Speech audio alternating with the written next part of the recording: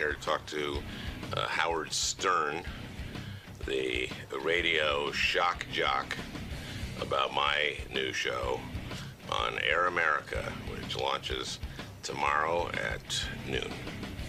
That's Wednesday at noon on WLIB here in Los Angeles, in New York. And we're on in Los Angeles and KPLA in Chicago on and some other station. Is it different coming to talk to Howard than it is doing other venues? Or? Yeah, it's exciting. I like talking to Howard. I've been on a show four or five times, something like that. And I never know quite what I'm going to get, and that's great. All right, I love Al Franken, even though on the first page of his book he insults me. But I don't care. I love the book, and I've always enjoyed him on Saturday Night Live with his various characters and all the things. And there he is, Al Franken. Look at him. Yeah, the real guy. Looking all energized with his new radio show. All excited. How you doing, Al? I'm doing good. Thanks for having me. Looks like we just got you out of bed. Yeah. I'll get used to. Well, we're not on till noon to 3, and we start tomorrow. And is it the big kickoff for the? This is. Do you own a piece of the network? I don't even know. I think I do. Yeah. Yeah. When you say you don't know, though, this is a hard thing to get put together. I mean, your own radio network. Yeah, it's not my own radio network, but I worked with the people putting the. I was the crucial. You're the building linchpin. block. Linchpin. Yeah. Well, because you're the guy. You're a fun. You see, it's a difficult thing to do a liberal radio network. They've tried like different guys at being like the answer to Rush Limbaugh and stuff. You see, you will succeed because you're funny. You see, and that's the difference. That's what I keep telling them. No, you'll succeed.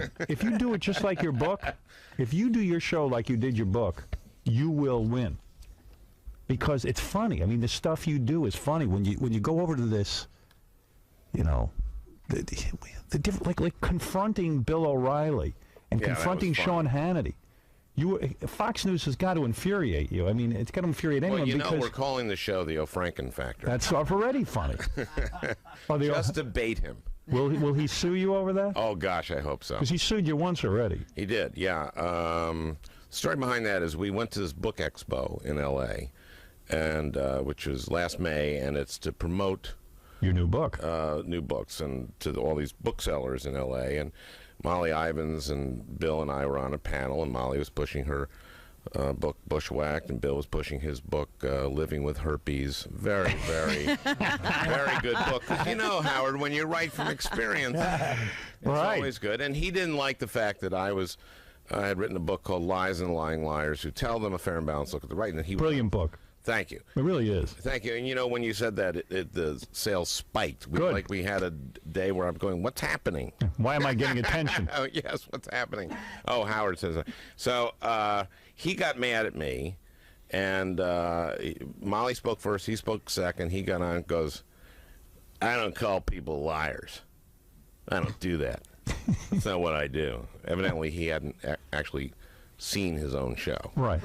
So I go on next, and I felt like I was obligated to explain to him why he was on a book, on the cover of a book that had the words Lies and Lying Liars. So I did. I read, just from Nexus searches, his words, proving that he was not only a liar, but kind of a What are some of the things he says? What are some of the things he says that you would point up that shows that Bill O'Reilly is a liar? One of the things I really tracked was he kept saying whenever he would be challenged about his show Inside Edition, which was a crappy, tabloid show, yeah.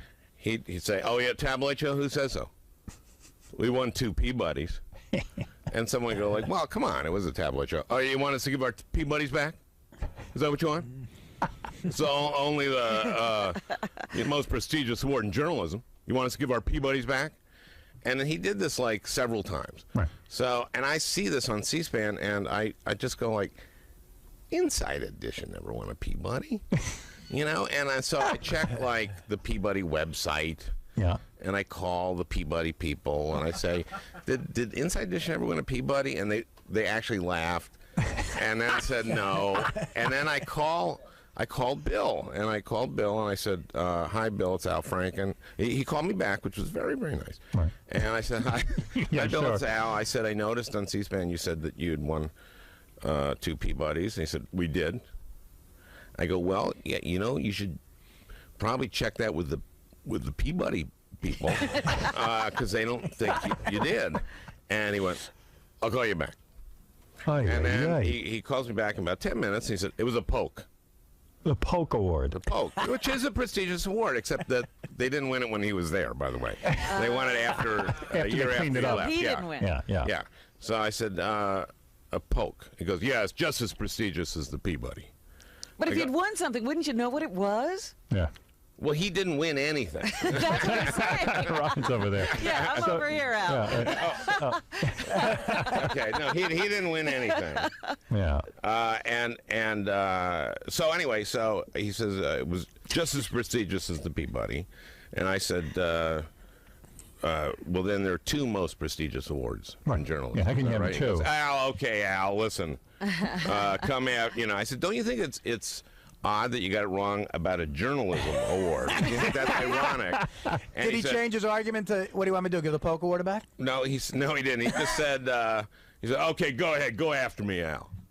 So I said, oh, that sounds like a good idea. But how does he not know that he didn't win a Peabody Award? I mean, how does he not know that? Oh, he's just a liar.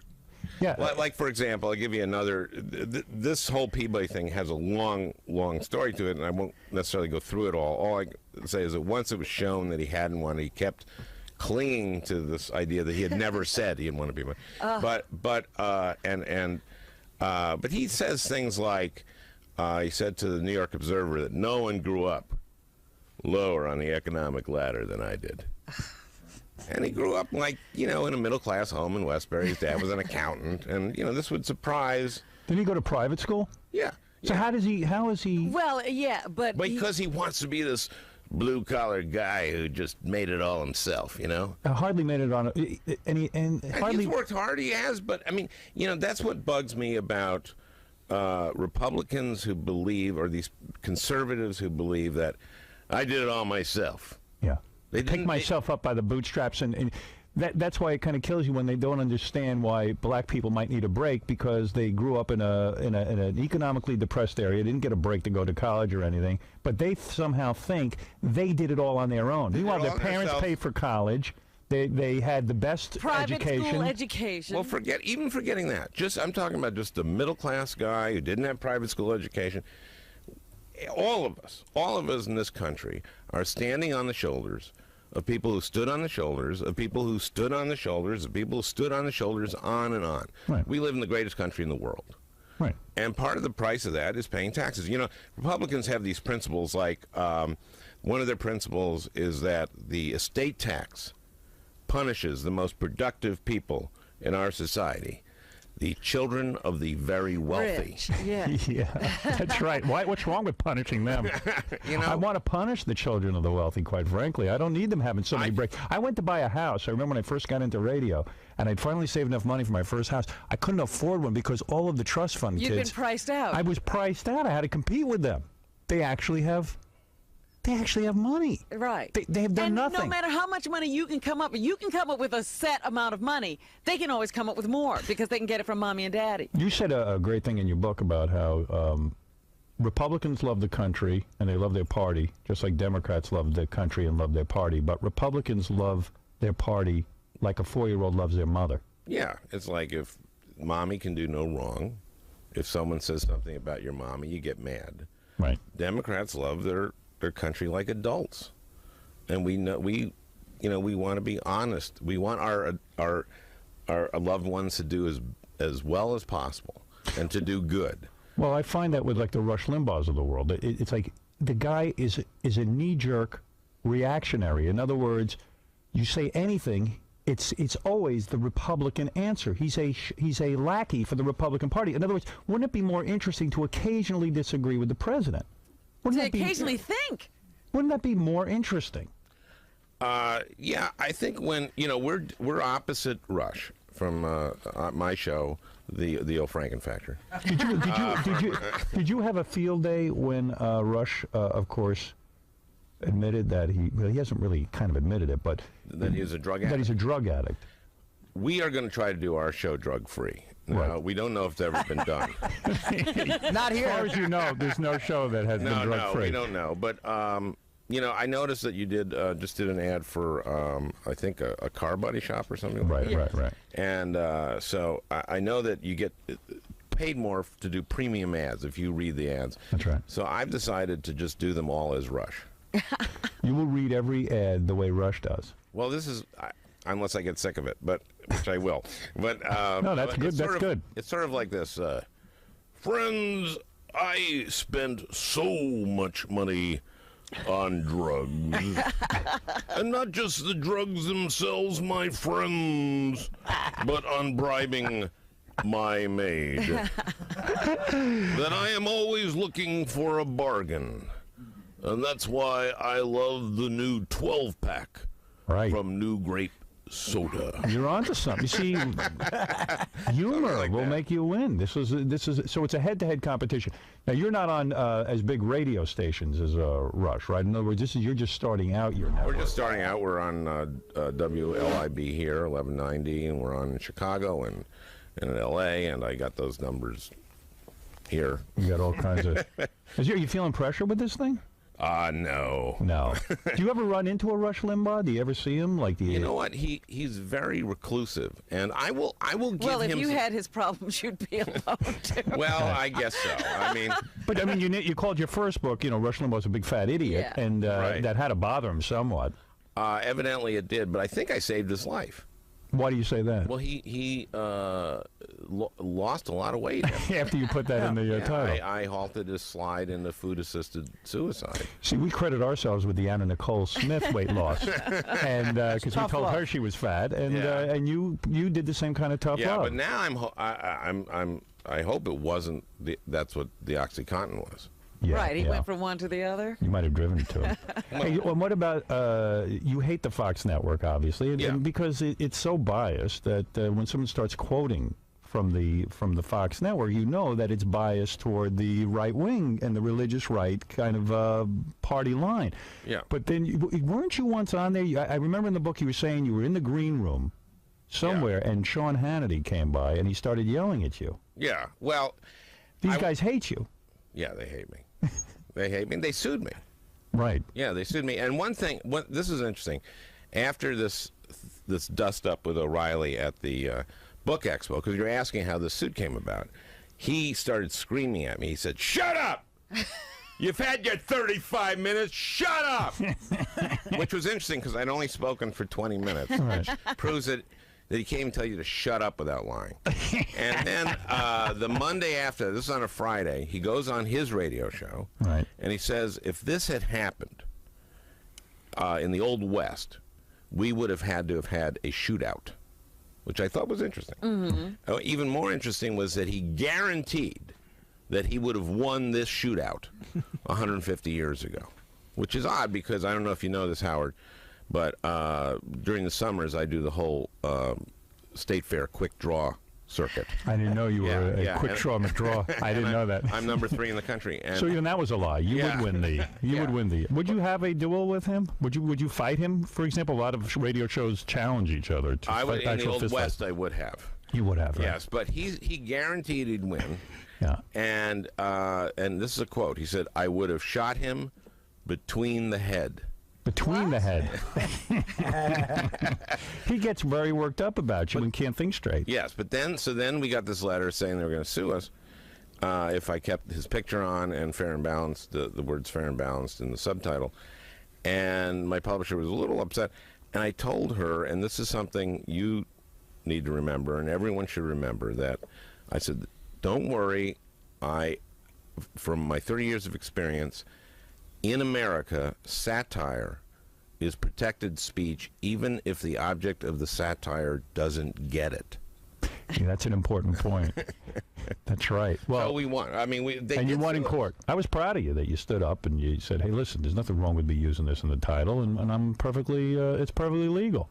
Well, not only that, they had no case. This is hilarious that they sued us.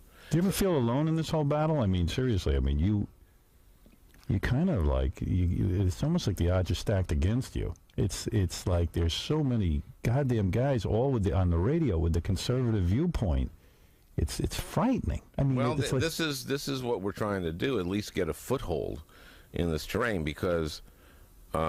There's different kinds of talk radio. You do one thing, but the political talk radio, the specifically, explicitly political talk radio, is almost entirely 100% conservative. And Al, what was your beef with me? I bought your book excitedly. That was a joke. I went to. I was like, Yeah, I'll read it. like I wasn't McCarthy. sure he was serious. We checked the law, but we didn't get the joke. So I didn't even care that you insulted me in the beginning of the book. It was so brilliant. I promoted it anyway. This is a joke. I'm As the considering great suing. Joseph Welch said to Joe McCarthy, "Have you no sense of decency, sir? At long last, have you no sense of decency?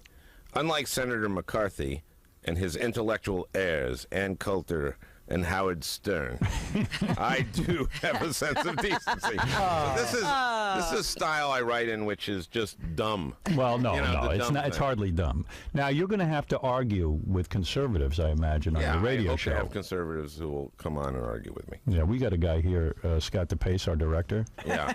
who loves. He gets everything We'll give you some from practice. He gets everything from Rush Limbaugh. Oh, good. The other day, he was yelling in the halls, and I quote, this is Scott DePace, our director, that the drilling of the Alaska pipeline and the drilling of Alaska in general is good for the environment. Oh, good for the environment. Good for the environment because the wildlife up Now there you sound like O'Reilly. likes the heat produced from the oil pipeline. Oh, stop what I it. said. That Yes, is you did. So wrong. You said it. What did you That's say not what I then? said. Are When you I for? I absolutely Kerry am is for drilling in Alaska. Yes. You're for the drilling Yes. of Alaska, Yes, and so despite should the you. fact that so many environmentalists have said that this is Howard. the last bastion of. How did you get here this morning? I got here. In a limousine. That's right. Isn't that a little excessive? But you're saying that you are for the drilling of A Alaska. place I will never see in my lifetime. Yes. Why drill in Texas where you actually might be? Now, Al, what do In you? some place like the Al, moon. Kerry is a guy who I happen to admire. Right. And is against the destruction of the environment, and we're putting a lot of money into new fuel sources. Why do you laugh? Well, Everyone is. You can't stop the economy while you do it, though. You got to No, keep going. It's not hardly going to listen, stop the economy. You can keep the economy going if you go into fuel efficiency. The problem is of course, is that we have an administration that just knows oil. We have a president who Thank was. God. We had a president who was in the oil business, couldn't find oil in Texas. 3 bankrupt companies. Yeah, See, that's funny. but he kept being bankrolled by his daddy's friends. Right. Cheney, who ran an oil services company, Halliburton, which seems to be doing quite well. All of a Yeah. sudden, In Iraq, their future is. That doesn't disturb you at all, does it? The But you Halliburton can connection build- with Cheney? The Halliburton connection, the fact No. that no one else is You know that getting in on the rebuilding of Iraq. Clinton only used Halliburton as well. Okay. Clinton only used No, he Halliburton. didn't only use for Halliburton. the Bosnia-Serbia. Now, how do you answer that, thing, Al? Okay. Use Halliburton. Halliburton, through Kellogg, Brown and Root, does do construction of bases, and I on my USO tours have gone to a base in Kosovo that was built by Kellogg, Brown and Root, and they do that, but he didn't give them blind bids. I mean, in other and words, Bush he did. made them bid. Yeah. You gave him a blind bid. He just said, "Okay, you're the best," and that's it. Yes. Yes, they just gave That's what he did. Yes, that's Yes, exactly that's what he did. I Oh, mean, that's they did not- that to Bechtel and to Halliburton. They got the first contracts. How many other companies could have done what Halliburton did? Other companies can do it. No, I just came back from. But you would say at they're the Christmas. best. Huh? You would say that they are the best. I don't know about that, but when I was in, I was just in Kuwait, You don't know it Iraq. either. I was just. What do you know about Halliburton? That you would know? say I know they're the what- I best. know You what know I that hear. Dick Cheney You thinks know they're what the you best. hear I know what I from? hear. Well, I was Dick in. Cheney does not have a connection with Halliburton. Do you have a anymore. problem Yes, he with does. Yes, he does. He continues to get money from Halliburton, and he also has stock options for Halliburton. He had to get rid of his stock. No, he did. He got rid of his stock. He didn't get rid of his stock options. So he has an interest now. See, Scott, now Well, suddenly you have somebody Yeah, who knows really the knows. answers. Scott, why? What are we Why? talking But about? wait a second. Halliburton? Why? I Wait, don't you care. just made a statement that Halliburton Yeah. All right, the best. Is the best. A, you wouldn't even know if it's the best. B, you just made a statement that Dick Cheney got rid of the stock options, he thought and Al Franken just told you that he still has stock options. Everything you've said is wrong. That's not true. Play the tape back. I said he some gets of the stock. stuff he said was wrong. He said stock options. Not They're two everything. different things. You said he had no connection to Halliburton anymore. Stop it. Scott, you have just entered a no-spin zone. This is the O'Franken factor.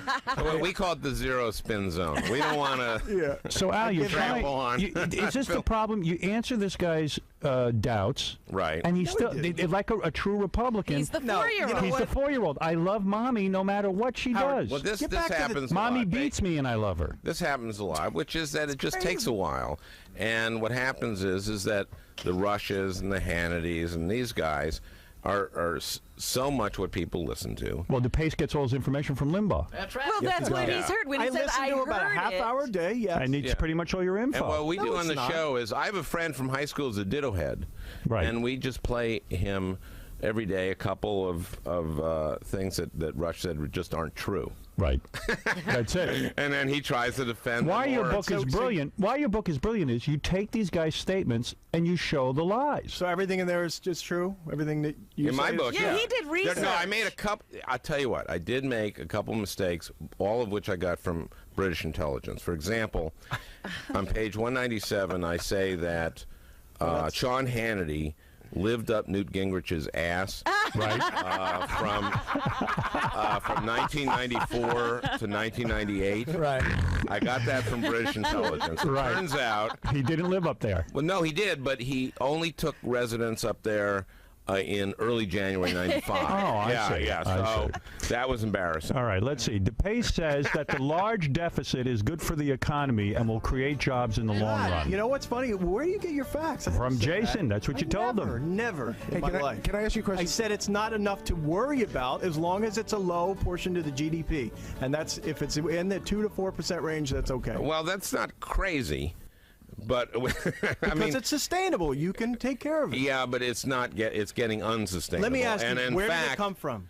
Well, listen. Well, let me tell you one thing though. But these tax cuts. First of all, we have never had tax cuts in a time of war. This is the first president to put in tax cuts at the time of war. Even this president got it. If you read Suskind's book on Paul O'Neill, there's a moment after 9/11 where they're considering the second wave of tax cuts, most of which go to the top 1%, and the Because they president, pay the president of the United States says, "Haven't we done this already? Didn't we give big tax cuts to And those at thank the top? God it Aren't we-" worked. It hasn't worked. It has worked. It has not worked. Our We economy are- is booming right now. We Whether are. know it or not. You know, what part of the words "jobless economy"? The jobs are a jobless lagging recovery, indicator. do Jobs you will not come understand? next. Jobs yeah, will come yeah, next. Yeah. The point is, they keep saying Not every like year. Kerry going 10 million new jobs if by you- his plan. Which well, is wait a minute. They said 2.6 million new jobs this February, and then immediately backed away from it.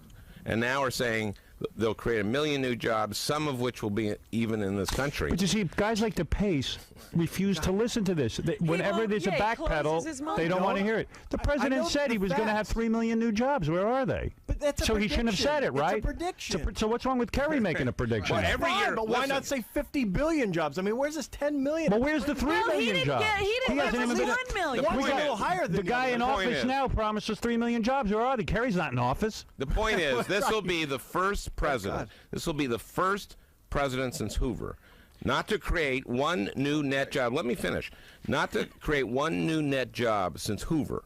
Now, if you add the two Bushes together, Bush 1, Bush 2, over 7 years of their two presidencies, they have not created one new net job. Numbers do not lie. If you extrapolate from that, if the Bushes had run this country from its very inception to the present day, not one American would have ever worked. We'd all be hunter-gatherers.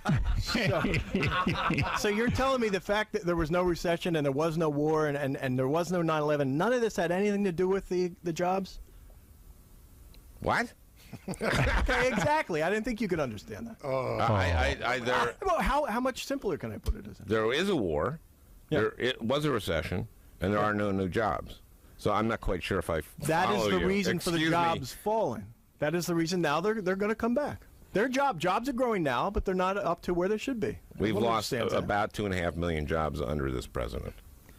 And most of those were at the beginning most of when these we had a tax cuts- recession and we had this. But if you wanted to do a stimulative tax cut, you wouldn't have done the kind of tax cut that this president has done, which is a tax cut that most of which is in the out years. And this is what you would do is a quick stimulus, and you would do a stimulus that would help people at the bottom. People who need to spend the money. People at the bottom don't create jobs. The people, yes, they do, by buying things. Okay, that does help things. But he forgets about that. The rich people do. Why discriminate against the rich people? The rich I don't people have understand. not been investing in things. The rich people don't need it. So Howard should have got his big tax cut then? Yeah, Howard shouldn't have gotten his big tax cut. Neither should I. Well, he shouldn't. Let me tell you something. I just During pay my damn Clinton, taxes. during So Clinton, I I want didn't. mine. I didn't see my taxes go up through the roof any During more than I Clinton- see Bush. Listen, during Clinton raised taxes. Because you must true. be making more money. I mean, No, the rate I'm is talking less. about the ratio of taxes. The rate is less now for you. Yes, by it is 1 or now. 2%. But during Clinton in '93 raised the top rate on the top 1%. Every Republican said this is going to cause a recession. It passed without one Republican vote. It led to 8 years of an expanded economy. The idea, And a I think huge that's a little surplus. slanted. Hold on. Wait, so he did that his first year, you're saying? yes. His first year and then 8 years of an. Okay, go ahead. Oh, can't argue with that. You got me. All right. So Al, you're ready for this radio show. I can see you're Well, debating. you know what he has done that most liberals who were trying to do radio before were not doing? He's on the offensive. Yeah. Most liberals on radio were always in a defensive position. They were always screaming at the right in reaction to what they were saying. He's on the offensive. He's leading the attack. And within Peter, you're on the air. 6 Go ahead. months will be on the How you defense. doing, Al? Al, is it not true that the DNC helps support your radio show? No. You're full of it. And what about your little coke problem? You pick on Rush Limbaugh with the OxyContin. You have And have a little my coke next you question have a is, coke what if- problem? I have a coke problem. Oh, yeah, you're going to tell me you don't do coke, right? I Put a lie I detector on. don't do Put a coke. lie detector on and tell me about your past coke problem. Okay, first of all, Oh, what, Al? Wait, Put a lie hang detector on. Well, on. wait, let him answer. let me answer. I think what you're referring to is during the 70s, from 1975 to 1980. Oh, yeah, not in 1995? Well, let him talk. No, I haven't done coke since. Yeah, so yesterday? Oh, Hey, Al, yesterday. Oh, you didn't say yesterday. You didn't You didn't say say yesterday. yesterday. No, let me caller. 2000, buddy. I'm an economist. what? What year did the recession start? Bill Clinton was still in office. No, it Yeah. started Stop in it. The March of recession started 2001. in 2000. Wrong. Why don't you look at your numbers? I'm an economist. I can. It started in March of 2001. Can we But get back let me. to the coke Okay, thing? Stuart Smalley, give me some advice. Oh, all right, go ahead. I had to hang up on him because I can't hear your answer. What was you, the question? You can hang up on him, right? Yes. Okay, because I got to learn radio from you. I got Right. to learn. You gotta learn to be rude. You Just can a- definitely hang up on me. Okay. Sure. Yeah. Here's the thing. Like Bush, Al hasn't had coke for 25 years. Okay. Yeah. And I didn't do it while I was serving or not serving in the Air National Guard. Right. From 1975 to 1980, I worked on a show called Saturday Night Live. There Right. were people doing cocaine around there. And every once in a while, on Tuesday nights when we were writing the show, I would do a line or two of coke so that I could stay awake to make sure other people didn't do too much coke. Right. You were in charge. You were in charge of those people. Oh, Yeah. I get I used to say, there was one thing I used to say because there was a lot of rumors about drug use there, and people would come up to me and I'd go, and this was very convincing. I always go like, you can't do a show like Saturday Night Live and do drugs. And they go like, hey, that makes a lot of sense. And of course the opposite was true. Doesn't it infuriate you in a way that our president will not say that he got special privileges during the Vietnam War? In other words, there's no shame in that. A lot of people tried to get out of the draft. He was able to get out of the war because his father was a very wealthy man, politically connected Yeah, he man. was a congressman. He was a congressman. The Bushes were very well connected in Texas. Why won't he admit that? Because he doesn't have to. I mean, everyone knows it. But people ask him about it, and he won't talk about He it. said, I served my time. What I love flew a is plane. all this thing about, whether he went AWOL, whether he was there or not. I remember that period. I'm sure you do. Yep. And what it was, I mean, he was in a Champagne unit of the National Guard. Now, there are plenty of National Guardsmen over there now. Right. But then the whole purpose of this was for rich kids not to have to go to Vietnam. That's right. So the idea that they were going like, where's Bush? We really need him. That wasn't. They didn't. So, let me ask they you didn't something need Bush. So it wasn't like they were missing him. They didn't want him to be there. Let They me didn't ask need you a him there. question. So why wasn't this an issue for you with Clinton? This guy ran away to England or something, right, to get out of the war. Well, he didn't run away to England. He was a Rhodes Scholar. Oh, okay. He was in school. Oh, come on. That's bull. What do you mean that's bull? He was in school. What's he not admitting He to? avoided going into the. Of course he did. Yeah. And so did Bush. So that's not an issue?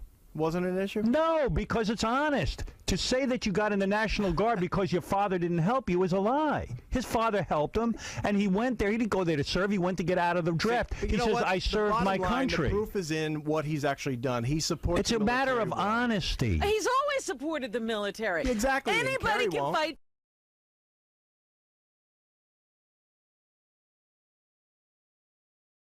Well, geez, Artie, I'm sorry for you. I don't know how that would affect your career, but maybe it would. I don't know. Look, me blacklisted from anything could affect my career, sure. Oh, no, HBO, the HBO Sports Department was a major plank. here's the article. HBO wipes hands of Artie. Artie Lang meet the HBO blacklist. Lang, Howard Stern's radio sidekick, is persona non grata at HBO Sports after his profanity-laced segment on Monday's premiere of Joe Buck Live. I tell you what, I never knew who Joe Buck was. Now I do. Yeah, I mean, Yeah, help him out that way. There's it's something HBO. good that came out of this. Sure. He can do, he can go do as many Howard Stern shows as he likes, but he will no longer appear on HBO Sports or Joe Buck Live, HBO Sports President Ross Greenberg told the Post yesterday. Wow. Well, that's the greatest news ever. I can do as many Howard I was Stern going to shows say, as I want. how does Ross know that you can do as many shows When as did you he want? get to get permission to do this show? He's executive producing this show. He's If the that's- president of Hollywood. Howard, if that's true, and you make that decision, I couldn't be happier about it. We don't have any interest in his world. That's a quote from Mr. Greenberg. You have your own world. Lang appeared with actor Paul Rudd, barely. Paul Rudd didn't get a word in. But they weren't trying. Did you see them struggling for words? No, I Howard, think Howard, I they think went. they had a good time. They went. Yeah, they both loved it. If you watch it, I don't doubt if you that. watch it, the crowd is guffawing. Like Michael Irvin is laughing. Like, look, I'm not going to say this about a normal appearance, but I have to defend myself. Like Jimmy Kimmel texted me yesterday. He said, "Dude, that appearance was epic. They should have you back on every night." Like, you should be his sidekick. Somebody should be said on to the me there second should show. be the Artie and Joe Buck show. Yeah, I mean, so Ross Greenberg has.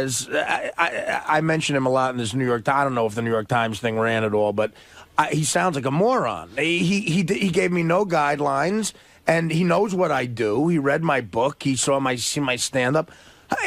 Can someone explain to him why I wouldn't do what I did on Letterman? It's CBS, it's Letterman, and quite frankly, I have a lot more respect comedically for David Letterman than I do Joe Buck. Lang, discussing his appearance on yesterday's Howard Stern show, said Greenberg told him to go nuts if the discussion flagged.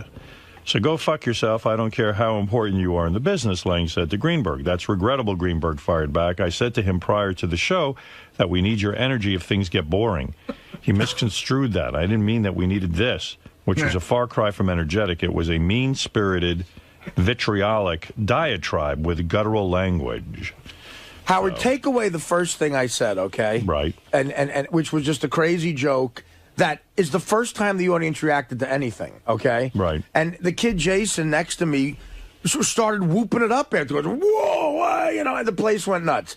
Then after that, it really was just me and Joe ribbing each other, and I told a story about his father. And I mean, that was really, that's what I did. And everything killed. I mean, But look, I don't care if I'm ever on HBO ever again. Right. This is the show that sells tickets to there's guys who have HBO stand-up specials that open for me on the road.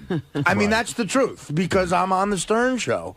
I mean, I don't care, Ross. I really just don't care. All right. Let's see. So Artie, who ever since he got off heroin, is very energetic. Appeared on a bunch of Energy shows. is Mr. Energy. Tim Sabian called me and asked me to call into Chris Russo. I wouldn't have done that. Well, you can do sports with Chris. Yeah, right. and I heard that, by the way. You heard it, Fred? Oh, yeah, I heard that, by the way. He's not your friend. Yeah, I know. I mean, Russo was, he was doing. I didn't think Russo was. I thought you might have overreacted to Russo, and I'll tell you why. I definitely think so, listening. too. I haven't heard the whole thing. We'll play it now. He thought you weren't funny. So you say, well, some people think I'm funny, and some people don't. Okay, he had an issue with the language too, and I just explained that I said, well, look, but Chris, you got so angry with Chris. It was like saying, who cares what Chris thinks, whether you're funny or not? Just be like, you know what? I thought I did well. That's the only person I am. Well, I was told that he was bashing me for a while. Well, that's what I was told. Tim said you got to call in. Tim wanted you to react to what was being said. Tim asked me to call in. And then Artie slammed this guy, Mike Francesco. Turns out Mike was defending Artie. You were crap. on fire. Oh, dear. Well, I've been wanting to slam Francesco for a while. He gave me a bad tip on a couple of college games. Well, that's very understandable. So, anyway, let me play you the Artie. What was Artie busy with yesterday? Yeah, page. how many shows yesterday? I'm going to get you a bunch of clips here. What page is that again, Gary? The Artie page. Artie has his own page. JD page 1? Okay. All right. Here's Artie versus Mad Dog. What about that first clip? Can I pass on that one and just get right to this? Pass on the first clip. Okay. Here's Artie versus Mad Dog. The two of them going at it yesterday. People guffawed laughing. They don't laugh. They laugh politely if they have to. People were barreled over laughter. Watch the fucking tape. Artie, I'm a big fan. You were not funny.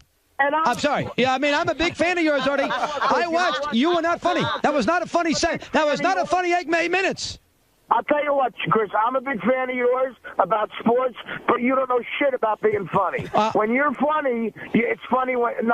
Artie, I'm not trying to be funny. You tried to be funny, and you weren't funny. Exactly. I was trying to be funny, and I was funny. Howard Stern thought I was funny. We all know. I got texts from people I barely know. Jimmy Kimmel sent me a text saying that appearance was epic. It was the best thing I've ever seen. It was hilarious, and they're going to have you back. Every funny person I know thought I was funny. I don't give a fuck about anybody else. Chris, I love Billy Crystal, Artie, Billy Crystal didn't think you're funny, and Billy Crystal's better than Jimmy. And Billy Crystal is bigger than Jimmy Kimmel. And Billy Crystal did not think you were funny. Billy Crystal, let me tell you about Billy Crystal. Billy Crystal hates Howard because Howard busts his chops. Billy Crystal's funny, but he's an uptight prick. He's a politically correct, uptight bastard. He's an egomaniac. We've sent out Stuttering John to ask him questions. We play a tape. Oh, Howard's not funny either. I think Billy Crystal is unbelievably talented. Wait. Let me talk. I think Billy Crystal is unbelievably talented.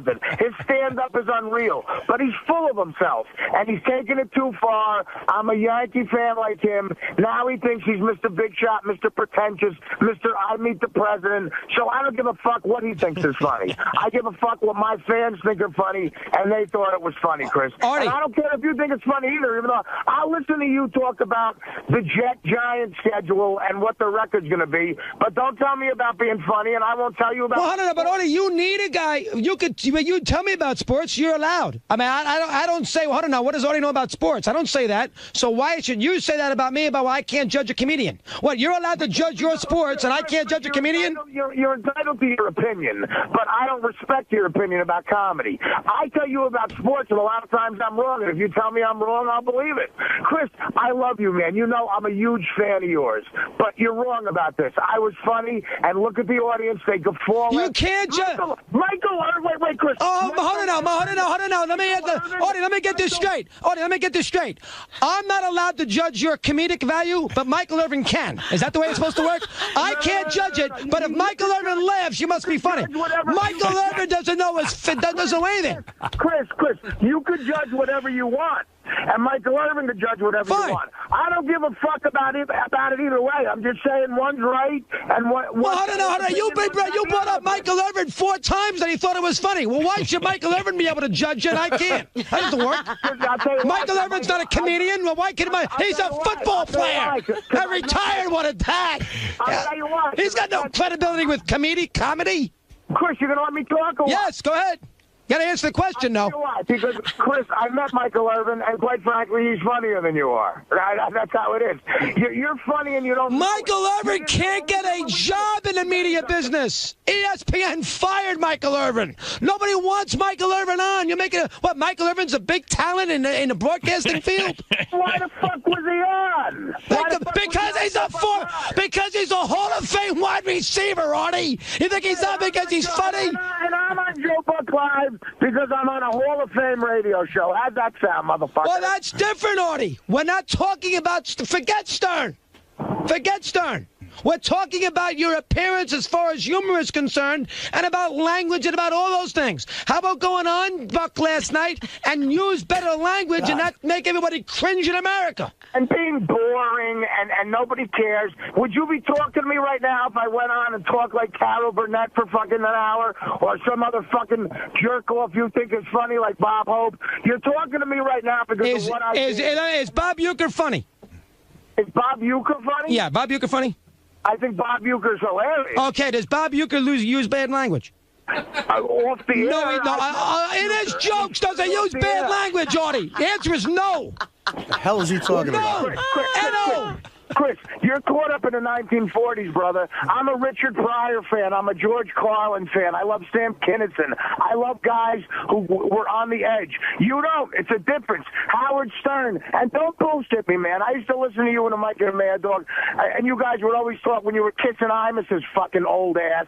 You would go, oh, Howard works blue. I don't work blue. I grew up listening to Howard, man. I work blue. And Joe Buck knew that, and he got it, and the fans fucking loved it, and today people are talking about his show because of it. The one thing I don't understand, maybe you know this and clear it up, Artie. When did Billy Crystal comment on Artie's appearance? I don't know. Never. Russo seems to be aware of something no one else. Maybe they had a personal conversation. Are they close, Billy Crystal and Mad Dog? I have no idea. Howard. That is so funny. Howard, listen. I got more, by the way. I know, but listen, I am a fan of Russo because he's real. He's really a geek. Like, I mentioned Norm Macdonald to him, and he said, the guy on Cheers, Norm. No. You know what I mean? So he doesn't know anything about outside of sports or modern day stuff. It wasn't his cup of tea. Right, exactly. But he was yelling at me too, Howard. I mean, I was yelling back. Michael Irvin thought it was funny. He did. That was fun. Chris is a funny guy. He is funny. When he starts yelling, he's just funny. I love when two guys argue over whether they were funny or not. It's the best. I mean, I've gotten caught up in that crap. Was the best. He's a football player. Yeah. Well, listen, I mean, exactly. Well, whoever's in the audience, when you're a comic, you're just happy anyone's laughing, man, you know. It seems like you're getting caught up lately in a lot of fights with people, a lot of agitation. I'm worried about you, honestly. Honestly, Howard, I'm fine. I really am. But people are fucking with me.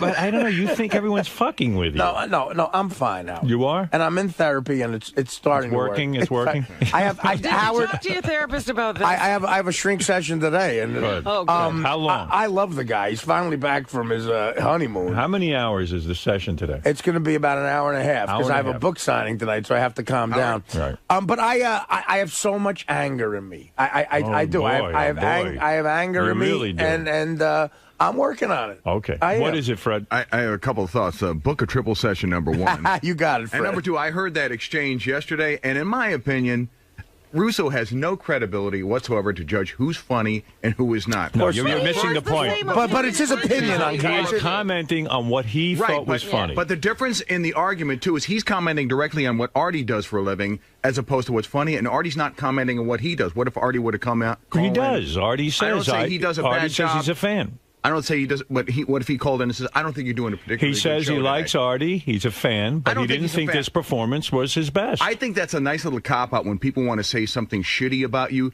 They preamble it with, I agree. You know, I'm a fan, but... He sounds like that guy, Mark Kriske. Look, Howard, I he was gave his on... opinion. Right. Quite frankly, who cares what Mad Dog's opinion I agree with is. it. But Artie did his thing. I just want to say one thing. Also, his opinion is colored because his favorite comedian is Carol O'Connor. Yeah. And that's not even a joke. Well, I mean, Carol O'Connor is a great And the actor, second but point- exactly, he doesn't know what he's talking And the about. second point, I listened long after Artie had his meltdown on the air, and he admitted, I believe he admitted he didn't even see it. Oh, so then how could he comment? You know what? That's the beauty of He Chris. did not see the show. Mad Dog didn't see the. He did he watch see. the performance on YouTube or something? He either watched it on YouTube or he heard the tapes. Or Billy Crystal called him. He did not see the show. Billy Crystal called him from the movie Chris, set. I'll apologize ahead of time, but I believe it was about maybe a half hour, an hour afterwards. You admitted you didn't see the show. I just like that Billy Crystal is discussing this with Mad Dog. It would have been nice if Billy Crystal could have said it in his own words. Hey, Howard. Yes. First of all, before a Springsteen concert, I went on Mad Dog's show a couple weeks ago. Right. And what I did on the Joe Buck show compared to what I did on Chris Russo's show looked like Romper Room. I mean, and he hugged me afterwards and said, that was great. I loved it. I mean, this is satellite radio. I am a dirty comedian. I admit that. I'm not as smart as Jerry Seinfeld, I guess. I'm not as smart as... But when you go on, let's say, Paul Letterman or Conan, you do not work dirty. You're able to do both. I can do both, That's yeah. right. But on HBO, I figured, what the hell? Let it loose, man. Right. Why not? All right, here's Artie versus Mad Dog round 2. Oh, boy. Artie, can we calm down with the language on that kind of show? Can we do that? Listen, it's HBO, Chris. I will never listen to you with comedy advice, okay, buddy? You pick up my DVD, I curse like crazy. It's rated NC-17. But I know when I buy your video. Artie, I know when I buy... I'm not going to your fucking kid's 8th birthday party. Well, what am I supposed to do? Turn off HBO? I know if I buy your video, I know what I'm getting. I know when I sit there and buy your book, I know what I'm getting. It's HBO. Artie Lines on HBO. What do you think? You're going to hear me through a psalm from the Bible? You got to be... Are you that stupid? You can't calm down. Artie, you can't calm down. Artie, you can't calm down a little bit? You can't calm down a little bit right now either? I'm fine. You can't calm down a little bit, Artie? You're not fine. You're not fine. You know what, Chris? No, I like to go over the line. I like to shock. I like to be funny. I like creating uncomfortable shit, and I love conversations like this. This sells books, man. I'm a businessman, too. My book went through the... I'm number one on the Google Trends today. I don't give a shit about shit that much, except I want to be funny in my own way. I'm not censoring myself for anybody. This is like Lenny Bruce shit, man. Lenny Bruce got arrested, so I'm allowed to curse on HBO, and I'm going to fucking honor that. Howard Stern went through hell to be able to get me to... Howard Stern got FCC fines. Howard Stern's the reason you're allowed to talk like this on the radio right now, and I'm going to honor that. I'm not using bad language, Artie. Artie, listen, I love Howard. I don't use bad language during a talk show. You love Howard. There was different shit going on a few years ago with you and your fat fucking... Oh, we got to leave Mike alone, Artie. Please, that's not fair. Don't get on, Mike. It's not his fault. Mike's fat ass is giving me shit. I saw Mike once at a Knick game. I couldn't believe they didn't sell him 3 seats. His ass was so fucking... Oh, Artie, come on, don't pick on Mike. What did Mike do? Mike didn't do anything to you. I'm not picking on Mike, but he's picking on me, so I'm hitting... Well, when is he picking on Artie? Chris, let me tell you something.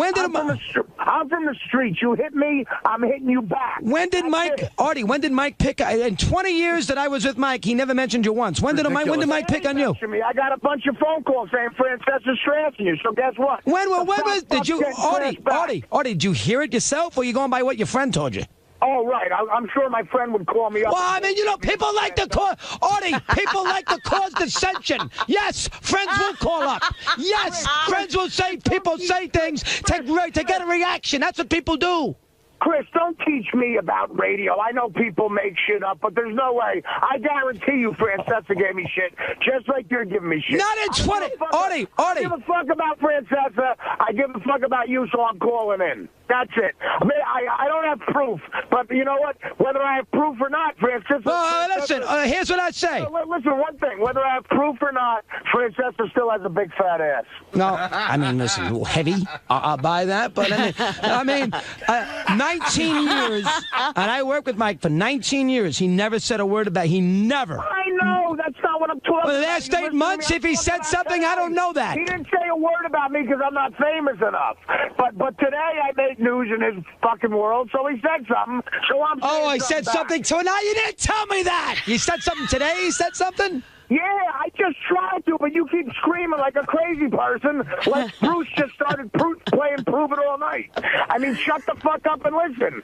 Francesca trashed me today, so I'm trashing him back. I didn't realize. Well, you didn't say. I didn't hear you say. Nobody heard you say today. I thought you meant over the years. Because you're screaming too loud like a fucking broad. Calm down. So then Artie was done and then called Bad Dog back to apologize to Francesca. First of all, I don't know what happened because 40 people told me Francesca trashed me, and then a caller called up and said that he didn't. So no, I don't know what happened exactly. So here's Artie apologizing. Calling back with an apology. By the way, Howard, that was the most ridiculous conversation I've ever heard in my life. Crazy. It was Artie, go ahead. Chris, I'm sorry. Listen, the guy who just called up and said Francesca actually thought I made the show good. Now I feel bad because I made the mistake of listening to a friend. I apologize to Francesca. I don't know the guy, but I'll tell you what, he's right. It was a bore fest. It was a snooze fest, and maybe I thought I had to hit a home run instead of a double to right. So maybe I turned it up a notch. And again, this is where people are wrong. I didn't call Buck a cocksucker. That's not what I did. I would never do that. I made a joke about a website. I would never call him a cocksucker, all right? It's a difference of opinion. I'm sorry to Francesca, but Francesca's right, Chris. It was a bore fest until I started talking. And I'll tell you what, I don't think I'm Richard Pryor. I know I'm not that good, but I do what I do, and I'm trying to make a living. I went on there and I did it. And a lot of people who I respect, including Howard and Howard's honest, man. If Howard thought I sucked, he would say I sucked. Howard didn't even see it, right?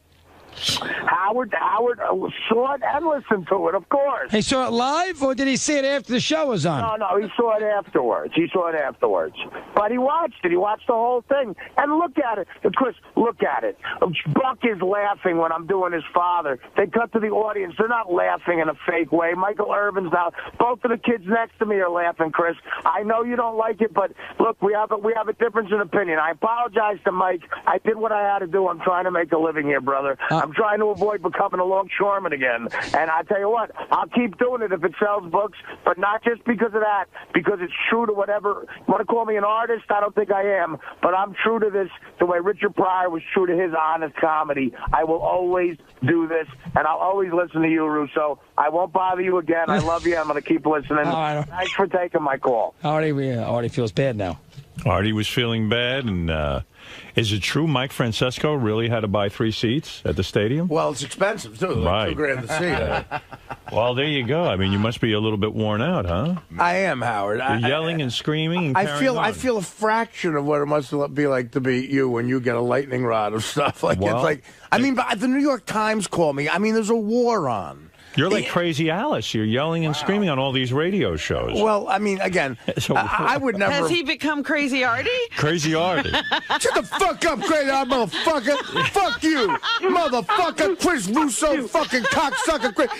You ain't no Italian. You ain't no Italian. Fuck you, half Fred. You suck dick, don't you? You suck dick, don't you? I leave a Dutch cocksucker. Listen, Howard, I wouldn't have called. I wouldn't have called if Tim asked me to call. What I thought was really wild was that HBO now on their website bleeped the entire thing. Like they have bleeps in it? They're uptight about the language that was used. I guess their sports area is where they don't curse. I guess. I don't know. Well, I think they want to be, they're a little schizophrenic, as you said. They want to be a bunch of different things, HBO Sports and HBO Regular, and, they're the dirty channel. Here's the crazy thing, Howard, and I've said this before on the air, I am such a fan of HBO Sports. Their documentaries, Thrill in Manila, like they are, Liev Schreiber does all of the narration.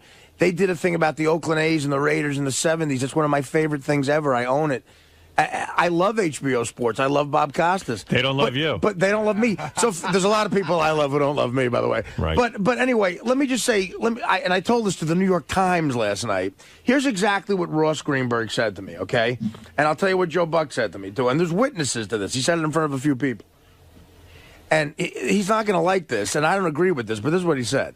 He said, look, Art, with a big smile on his face. Ross Greenberg. Okay. With a big smile on his face, he comes up to me and he goes, listen, man, if these two guys get boring, you go in there and put in some energy, and you're the cleanup guy, Right. And he said, if these two guys get boring, You know, Right. And Paul Rudd, who is a talented guy, and Greenberg claims that what he meant by I didn't give say it go some- nuts. Right. I said go nuts. That was right. He didn't say go nuts. He said Give if it these some two guys energy. give him some energy. Now Joe Buck in the green room in front of a bunch of people said to me, "Listen, give it to me, man. Let me have it." Oh, yeah? Yeah, he said. okay. He said, "Let me have it, man. That's what this is Like about." roast him, kind of. Yeah, well, no, he just said, "Let me have it." I don't know what I mean. And so, if you say that to me on HBO, what does he think's going to happen? I don't know.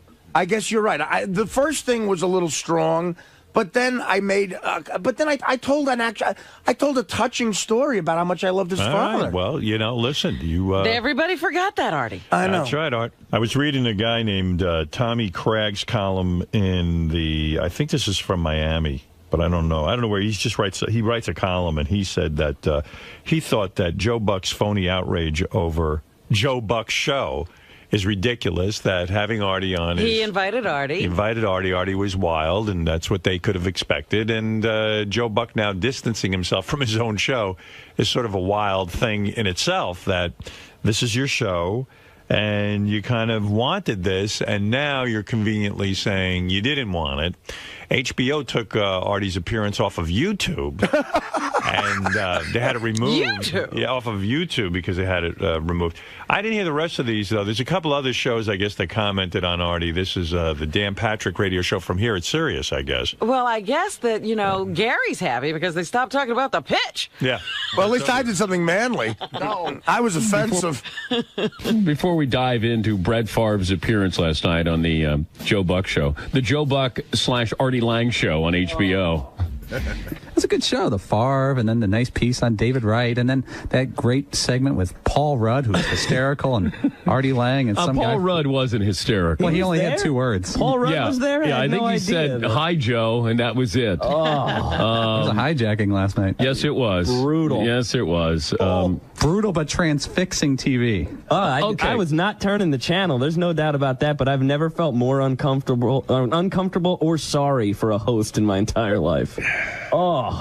But what do you expect with Artie Lang? This is a comedian with Howard Stern, and Artie's off heroin, and if you listen to the show, Artie never shuts up anymore. He's got 1,000 things to say, and I think he probably got on and said, "Hey, you know what? This is kind of boring here. Let me liven this up." Exactly. He pulled a Howard, like when Howard did that to Arsenio Hall, and he's done it to other places, but they went to him, and the first thing he said to Joe Buck, I can't even come close to repeating on the air, but poor Joe looked like, I don't even know how to explain it. I mean, he was shell-shocked. Yeah, I think that he and probably had his family there. That's a big thing. It's his first show. It's HBO. He wants to get into the entertainment field. And I can host one of these shows. And some producer in the back room in the early planning was like, you know what? Why don't we go a little crazy? Let's get a guy a little risque. How about Artie Lang? That Artie Lang, I hear it. All the kids like him. Yeah, it'll be great. He's edgy. Yeah, that'll be good. But I think what he made the mistake of maybe waking Artie up a little bit. And he started to give him a little bit of grief. As a host, you got to be careful if you're going to pick your battles with a comedian, a stand-up comedian who's just going to fire back. I mean, Artie's used to doing this every single day of his life.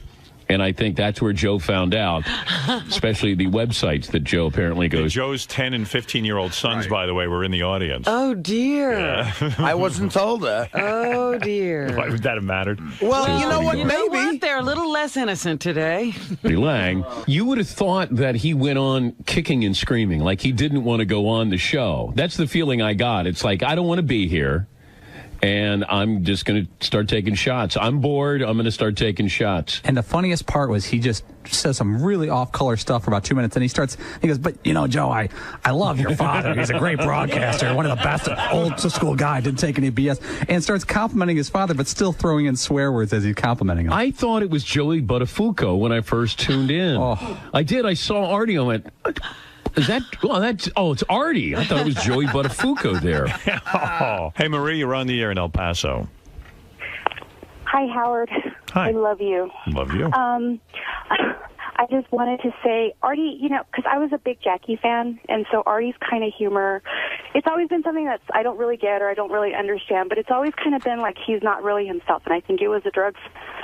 And I've been in rehab. I've just been out of rehab for like a month. And I know exactly what he's going through because, I'm now myself.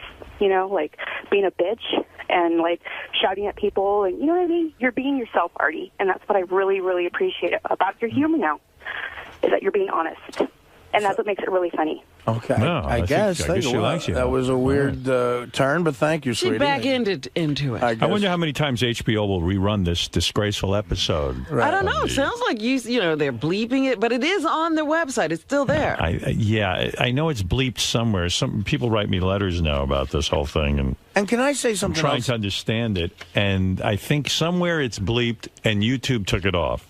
That's what I know. I don't know why YouTube would take it off, but you know, they don't take anything off. HBO had it removed from YouTube somehow. They don't want people seeing the unbleeped version. Yeah. One other thing about my intent, I was excited to be invited to that. That's a big deal for me. And a live HBO. It is for an HBO. I mean, I got a book out. It's an HBO show. Brett Favre and Michael Irvin are Hall of Fame guys, or Favre will be. And, you know, I didn't go there to do anything but try to make the show good and be funny. Joe Buck was very nice to me. He's a big fan of this show, and I didn't go on and try to hijack anything. What was it like after you, like when you were leaving? Did he shake your hand? He shook my hand and said, "Great job, man. That was great." And you weren't ushered out by cops or anything like that. I mean, look, every one of the crew guys hugged me and said that was the greatest thing ever. I mean, Joe Buck himself. What did Greenberg do? I didn't see Greenberg on the way out. I mean, I had to get up in the morning, so I left. Right. I mean, I didn't know I had to stay an extra half hour for the internet thing. I mean, I had to get up in the morning, but I stayed. And again, I would never say this except to defend myself. But if you got Paul Rudd and Jason on the phone, the two guys. They thought it was funny. Who were with me? Yes. Paul looked at me and said, "Do you realize how amazing what you just did was?" Well, maybe we'll try to get this going. We'll try to call Paul Rudd. I believe Artie. I don't think I need to call Paul Rudd. You don't? I believe. I would like to hear everybody's take on this. You need to hear it all. Marianne, why don't we have everyone in the world call it? Marianne from Brooklyn, you're on the air. Artie, don't you have anything better to do than call a lame radio show? What do you mean? He's promoting a book. He's calling Mike and all these shows. Like No, he called Mad Dog because Mad Dog to promote his book. Tim asked him to do it. Oh, but Howard, can I ask you something?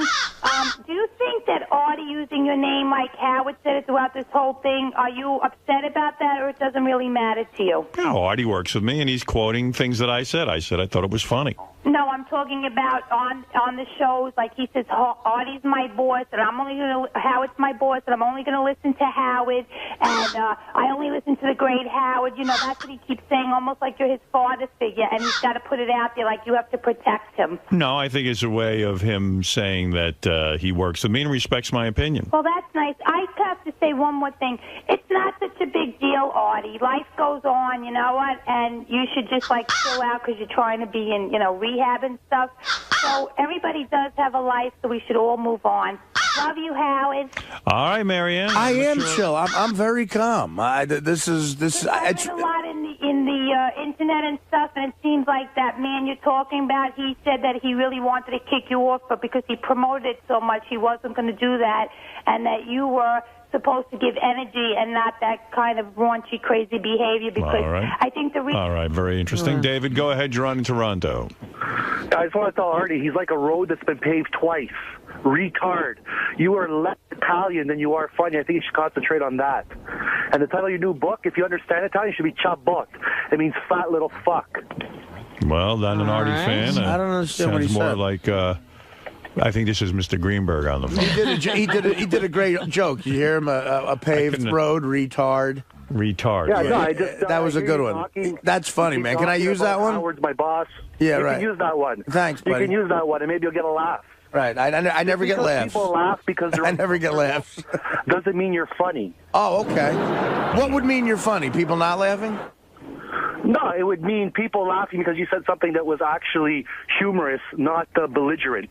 Oh, people laugh out of. Yeah, that's a lot of your detractors are saying you've become very angry and belligerent. Oh, okay. That you used to be sweet Artie, and now you're vicious Artie. Okay, well, I thought that the Joe Buck thing was entertaining. Now, I don't know. I don't even believe everyone's carrying on like this. I can't believe it was either. Very controversial. We had no idea that they would be debating this all over everybody's ear. Listen, if I was on there with Barack Obama, I would not have said what I said. Okay, You said it was a setting where you felt comfortable enough to do your thing. Exactly. All right. I'm Well, sorry, guys. Now, were you excited by all this, or were you upset by it? What happened yesterday in your life? Were you turned on by all of the attention, or were you turned off to this? I have to admit, Howard, I was turned on by it. You liked it. You Yeah. liked all the attention. It's exciting. I mean, Did Team Lang come together and say this was a good thing? I haven't met Team Lang. Did you discuss this with your agent? Did you discuss it? They with all your... think it's great. They Yeah, like that's it. what I was talking about. because That's Team Lang. you know, the book apparently doing well. went through the roof. So that's what you want. Yeah. The So book, you got what you needed. Well, I mean, you know, it's publicity, Right. And so you weren't having any sort of second thoughts about it, doubts? No. You feel good about your appearance there, and Howard, listen, all I can go by is I've done a lot of talk shows, okay? Right. And I've done 1,000 of these shows and whatever, and I've done a lot of things in front of an audience. I thought it was great. Right. So that's all you have to worry about. And I've been on yourself? and I've been on before, and I thought I've been bad too. Why? You know? Why defend yourself? That's what you've got to do in therapy. You got to say, Right. "Listen, I thought it was great. That's what I did. I stand by it." Well, that's it. People are. Don't get affected by everyone's opinion. I'm not affected by it. Good. Really, I'm sort of just sitting here and people are coming to me. People called me. Tim called me and asked me to call Russo. I look, and everyone gets into this business because you want attention, and of course I was turned on by it. I was glad to hear you say you were a narcissist. You know, I think your numbers would be higher this week than mine. I'm a narcissist. Absolutely. He might be higher than you. Yeah, you might be a little above a 34. Right. Robin, look, anyone who gets into comedy, think about what a comedian says to the rest of the world. Look, guys, I don't only think I'm interesting and funny. I think people will pay to fucking hear me. I mean, of course I'm a narcissist. But I was going to ask you something. You would never go to your therapist to evaluate a performance, would you? No, I wouldn't. But I might go to my therapist to understand why I'd care so much. Right. I see. Okay. Right. In other words, when I go into therapy, I have had issues where I care what everyone thinks. Mm-hmm. And we get into that. Why care about... that's a different issue. I thought you were saying maybe you should talk to your therapist about, whether this was funny or not. And that's not what you're going to do. No, I think Artie needs to deal in therapy with a lot of issues. This isn't one of them. Right. What would he be talking about in relation to this, though? His anger, he is lashing out at anyone who criticizes him, which is understandable. Mm-hmm. But the anger is so off the wall. Right. Well, you know what? It's crazy that it's making his life like a little bit unlivable. And I would guess, if I may play shrink here, that all of this excitement, all of this fighting with everyone, all of this turmoil is keeping Artie from really getting to the things that bother him. Absolutely. Yeah. Well, He's keeping himself busy. You're 100% correct. Right. Something about that, though. I remember going through an anger phase. Yes, I remember that in phase. the few months that I did therapy. Yeah. And then cured yourself. Before I quit. Right. Before you declared you were cured. Yes. And that's one thing that happens. A lot of your unexpressed anger just rises to the surface, and it is a little bit uncontrollable at the beginning. Oh, it's horrible. And what is that famous quote by Richard Nixon, like, your enemies only win if you get mad, because then you destroy yourself. You know?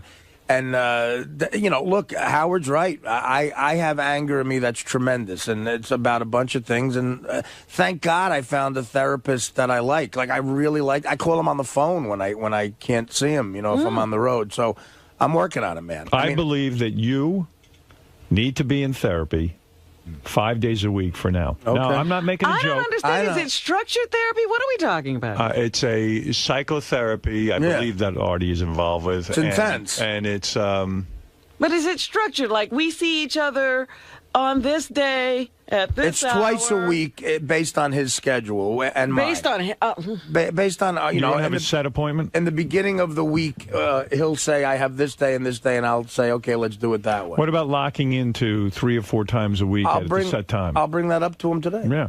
Okay. That would be the move because I think you could, get through this a lot easier, maybe dispel a lot of that anger I think he's in therapy. I think I'll get through a lot of money, too. Well, that, too. We can run through that.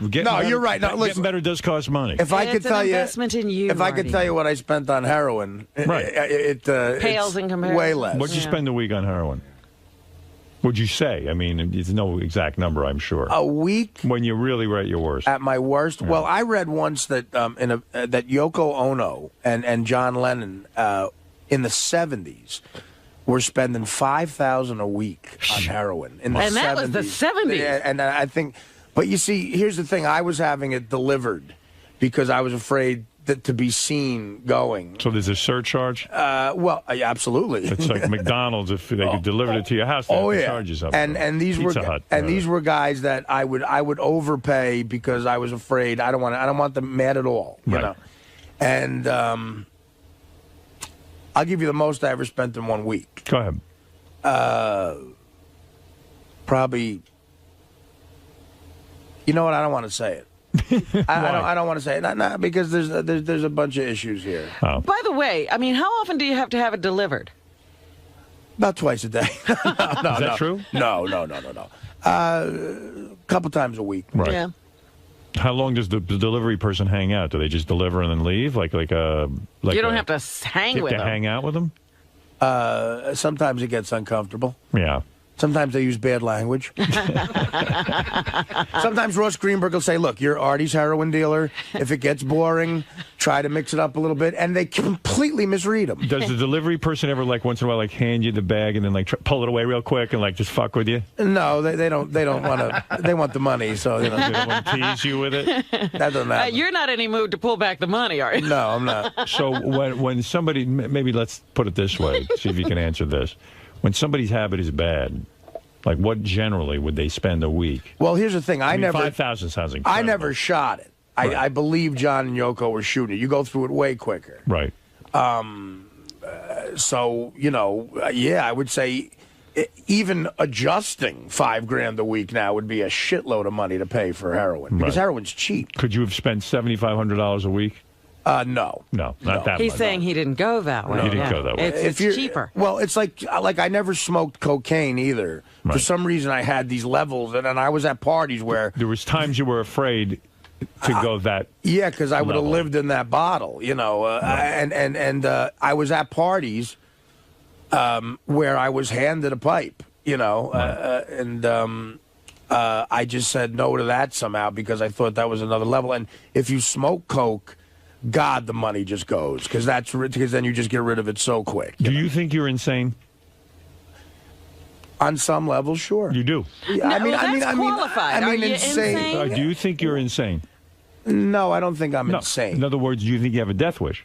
Oh. Which would be insanity. I think, yes, I know that. Right. I think at one time I might have, but not anymore. All right, good. All right, well, that's good to hear. Well, listen, Howard, I tried to commit suicide. Howard. Right. So are you insane? No, I think I was at one point, but I'm not. Now you're saying... listen, I'm not trying to be wah here, but the pain that I went through, the darkness of seeing my father the way he was, was so traumatizing to me. And my father asked me to kill him once a week. Right. And he was my best friend, and we did everything together. And when we played catch, my hand would hurt from how hard he threw the ball. And the last 4 years of his life, I had to wipe his nose. And it just, it really was something I couldn't get out of my head. And I never went to therapy for it. And my mother always looked tired. She would set her while working. Let me answer your question. Okay, go ahead. I mean, I'm just trying to answer Your father, no, I hear you. Your father exhibited a lot of bad behavior. Yes. You described a story that I thought was almost too outrageous to believe that he would, install, phony cable. But never did drugs or drank or anything, which is weird. And he never gambled. It was weird. You think a lot of your outrageous behavior is an attempt to be like your dad? Absolutely. It is. 1,000. Because you admire him so much that all of his negative behaviors you think are good. You could not be more correct. My father would tell me stories about how he used to fool around in school and get in trouble. And that absolutely made me want to do that. So you Well, think? wait a minute. So We you were think that on- being a real man is behaving outrageously or Probably. badly? Well, no, not bad, but you see, because in a lot of ways, I'm a good man, Howard. No, I'm not accusing you of being a bad man. You're a good-hearted guy. Yeah, but do you think outrageous and bad behavior is manly? Is manly? Sure, in a way there is, but I'm older now. I used to think that. I realize now, of course. I mean, listen, the stuff I do on an HBO No, I'm not show. talking about, forget HBO. Right? Okay. I'm not talking about HBO. I'm talking about You're the talking about his heroin. life, I'm talking yeah. about your life. I'm talking about doing outrageous things. Stuff that you don't even talk about here. I think I'm mature enough now to realize that that's wrong. But for a long time, I thought that was what a man was. Absolutely. Let me ask you something, though, because we were on the conversation about insanity. Right. And insanity is not regulatable. That's right. Okay? You can't control. That's what insanity is. Well, that's why I asked the question, because insanity means you're insane. It means, in other words, it means you there's don't no, have a choice. the only way that you can recover from it, if you want to call it a recovery, is to be medicated. Right. You have to be controlled outside of yourself. Absolutely. So you can't say, today I'm not insane. right. So You are if you're insane, that's it. there's no cure. I was insane yesterday. No, there isn't. That temporary insanity defense. What do you think of that? That's why I asked you if you think you're insane, because... Well, do you think I'm insane? I'm not sure.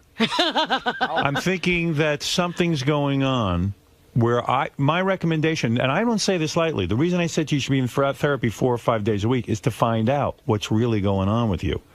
Right. You should know what's going on with you. Right. In other words, you're an older guy with the heroin and stuff. That's dangerous stuff. I mean, you're playing with fire. I understand. And I love you, and I don't want to see anything bad happen to you. I really mean that from the bottom of my heart. I know you do, Howard. So the thing is that if you are insane, let's assume you are, they can medicate you. Right. And if they medicate you, you'll have a good life. There are many people I know in my personal life who are, mentally ill.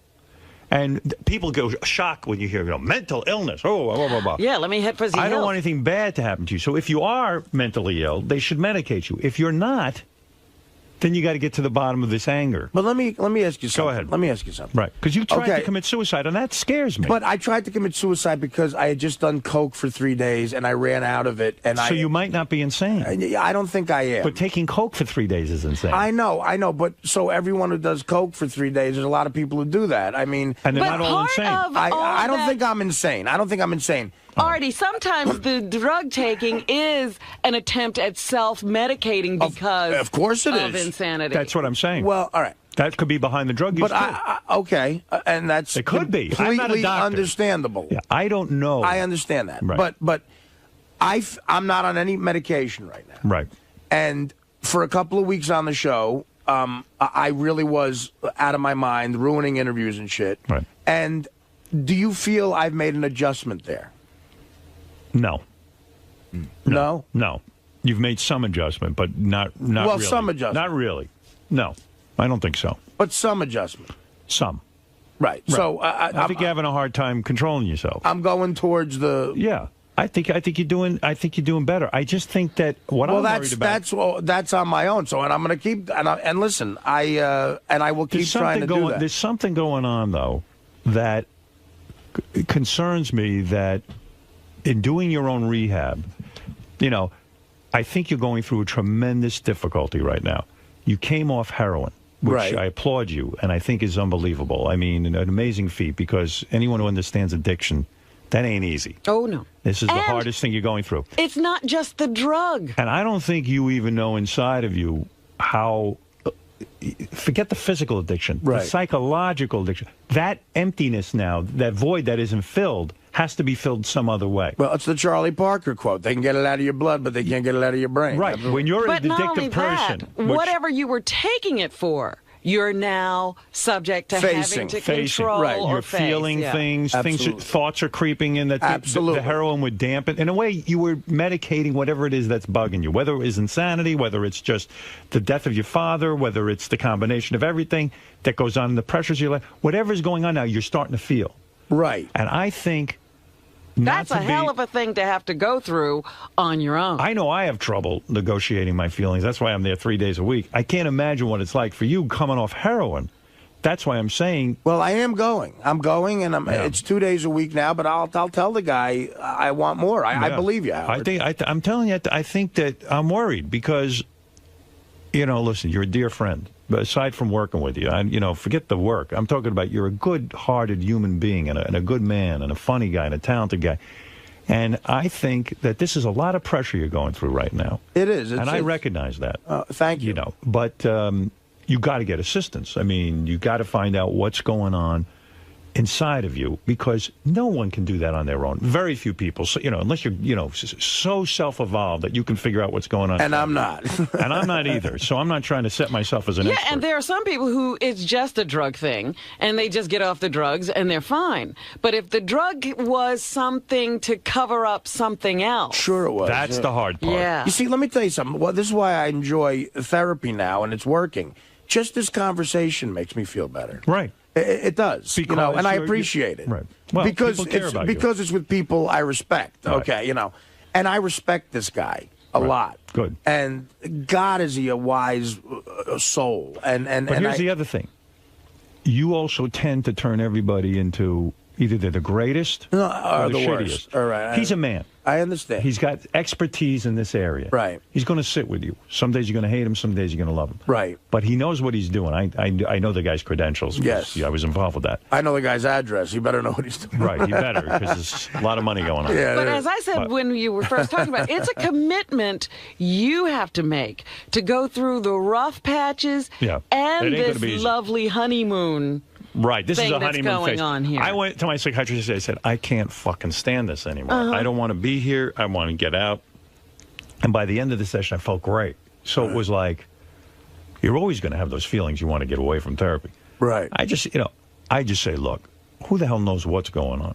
You've had a volatile past. The horror of your father, as you point out. And who knows what else went on there. You might have blocked out a lot of shit that you don't even know really what went on. Well, I mean, I can tell you for one thing, I was never abused in any way. Oh, no.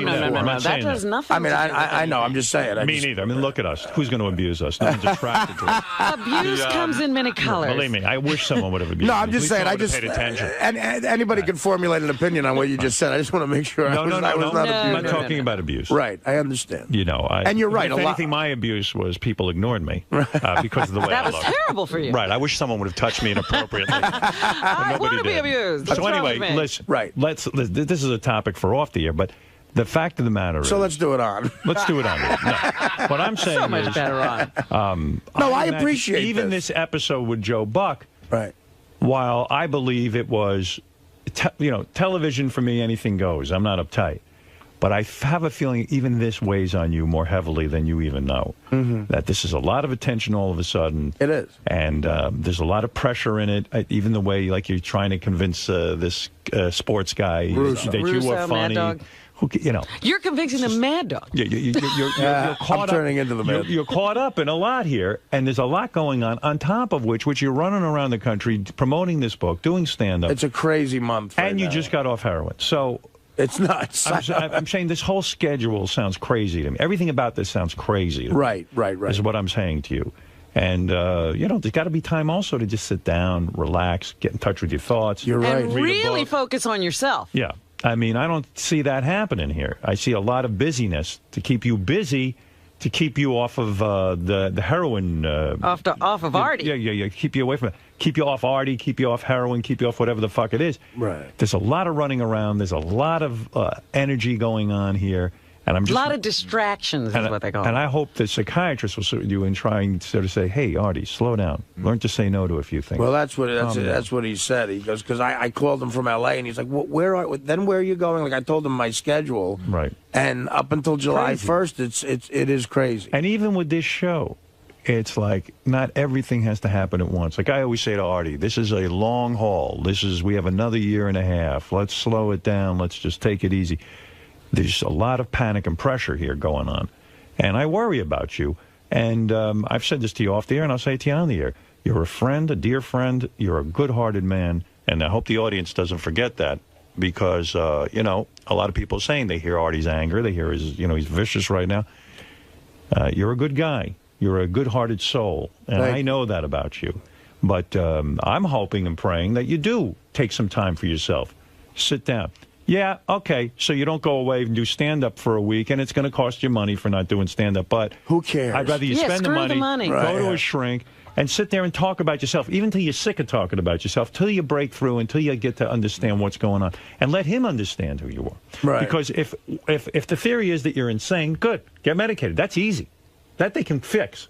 If it's not insanity that you're doing this to yourself. Howard makes this all. Not everybody is capable of dealing with the medication either. That's right. It's not that easy. No, what I'm saying is this is complicated. So what I'm saying is, I don't think Artie's insane. I don't either. But I'm saying is, go get if I was insane, Howard, I don't think you'd keep me here. I mean, you don't know that for sure, Artie. I've seen him hire insane people. Yeah, but you know what? I'm sitting 2 feet from him every day. They couldn't keep the job. Insane people, you know, listen. Right. I'm being dramatic for purposes on the air, but the fact of the matter is, we don't know what's going on inside of you, nor do you. You know what? You're right. I don't know what's going on inside of me. That's what's scary. I'm having somebody diagnose me and help me. And you know what? And for years, I pushed that away, and now I'm embracing it. All right, there you go. And and it's a lot of credit goes to you for that, man, and I appreciate it. You found the guy, and I love the guy. Well, Artie, as important as all of this is. Yeah, but the one thing I would like to say is, you know, because I much like Artie, I am fascinated by people who are out of control, you know, because he's always talking about, you know, his hero, Keith Richards and John Belushi, and, you know, every hero he has, Charlie Parker, they're all crazy. And, and they were literally insane. That's right. And I was watching that Hunter S. Thompson thing, or Thomas, whatever his name Hunter was. S. Thompson. Fear and Loathing in Las Vegas. Well, I wasn't watching that. I was watching a documentary about him. Yeah. And the man's brilliant, but he's in pain every day of his life. And he's taking these drugs to try to get out of his own head. And eventually, you know, it took a long time, but he eventually killed himself. And it was like, you know, that's what I worry about with Artie, is the darkness. That's right. That severe. Well, that's why it has to be diagnosed. Well, you know, and you can't get diagnosed in a day on something like that. So Hunter S. Thompson, I believe, blew his head off at the age of 60 because that's the exact age Hemingway did. I think he said, Hemingway blew his head off when he was 60, and that's what I'm going to do. Believe me, guys, I promise you, I'm not in that place. I'm not there. All right. I'm not That's there. good. I'm far from it, as a matter of fact. I might be annoying, but I'm happy. By the way, as important as all of this is, there's something more important to discuss. Everybody is here for the Bang My Dad update. By the way, I saw these people. This was so funny. I saw them on the street yesterday as I'm driving. The 2 daughters and the father, and he had a smile on his face. Yeah, we'll find out what happened right after this. Let's take a break. Everybody calm down. Wow, that was a rough hour, man. Well, listen, you're the toast of the town. You're the man of the hour. I don't even care about that shit. I mean, I appreciate the last 10 minutes here, but...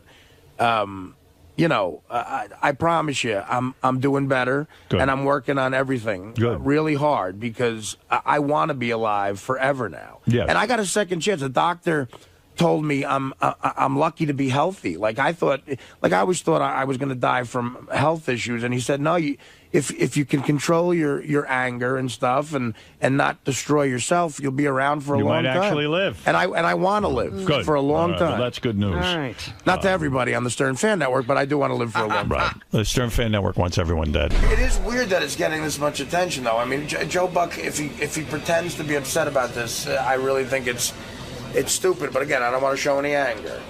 There was one line in that whole thing, and it happened to be the very first line, that maybe Artie would take back or change it and make it a little less... I wouldn't take it back because it got a reaction. But Scott's right, it was strong. But if you take that line out, I don't think there's that much of a deal right now. Yeah, but I mean, look, I said the jizz line during the internet part. Well, maybe we're desensitized because where we work, but I tell you, we all fucking laughed. And everyone in the crowd was laughing. Yeah. I mean, did you hear me bomb? I didn't bomb. You know? No. You know, Ross Greenberg did not return our phone calls. Of course not. Ross Greenberg, I don't think is operating on a ton of brain power. This is the best of the wrap-up show. A recap and behind-the-scenes look with John High and Gary Dell'Abate. The best of the wrap-up show begins now.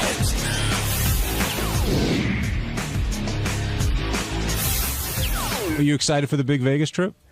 Yeah. I mean, it's gonna be a lot of people going. So yeah, we'll see. We'll see how it goes. Plan on catching some shrapnel there? I don't know. There's gonna be a lot of people there. Can I explain something? What about? Do you think you'll get?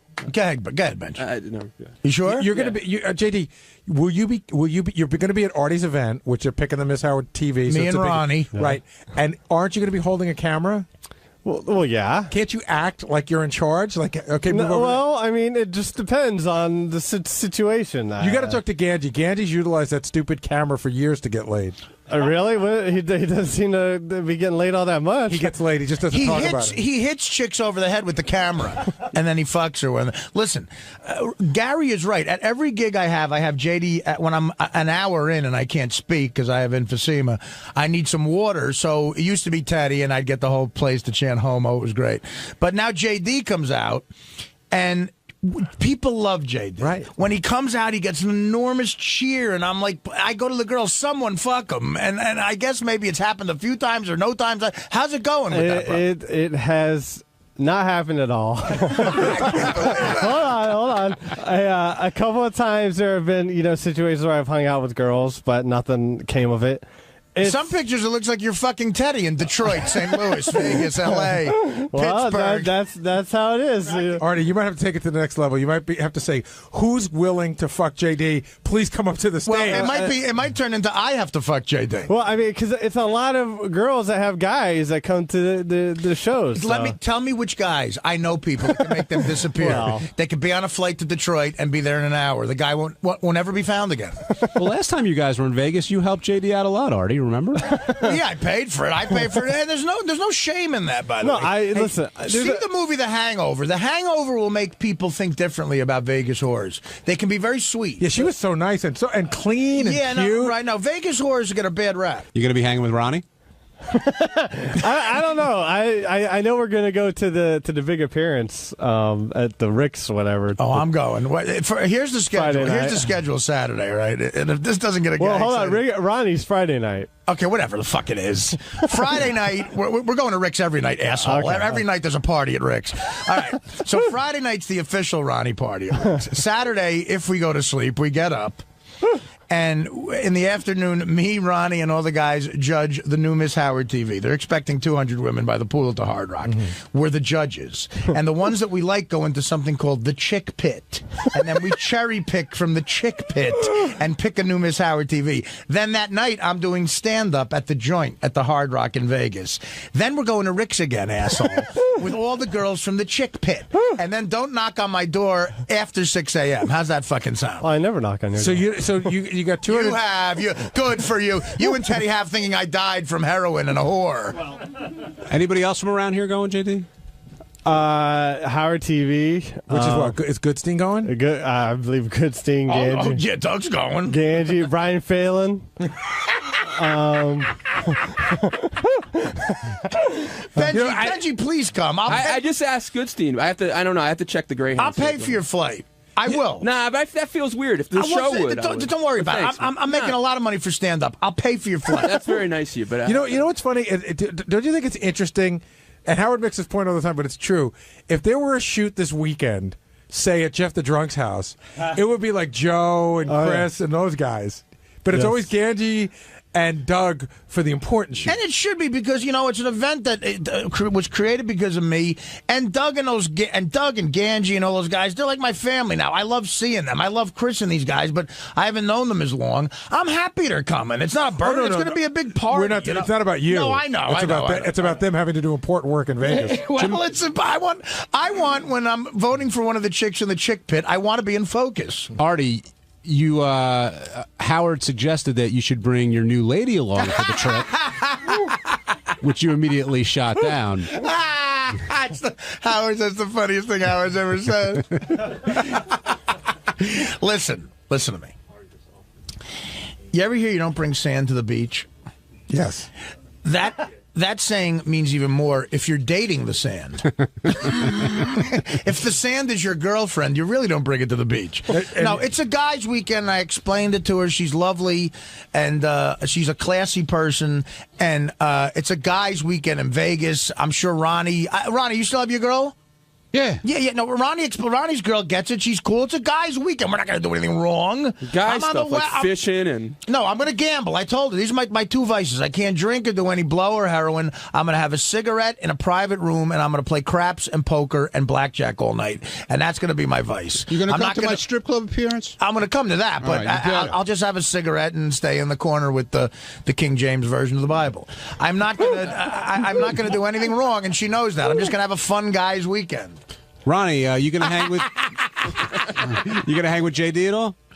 No. Yeah. Well, I'm hoping to hang with Artie, but he always says he's going to hang, but I don't, Dude, he never shows up. Dude, that's because I was on heroin before. Heroin people don't show up. Listen, I came in here to ruin the show? Yeah, I came in here. I'm going to ruin the show right now because Scott the engineer wants you to. I'll pay for it. Pay for him. He's got it.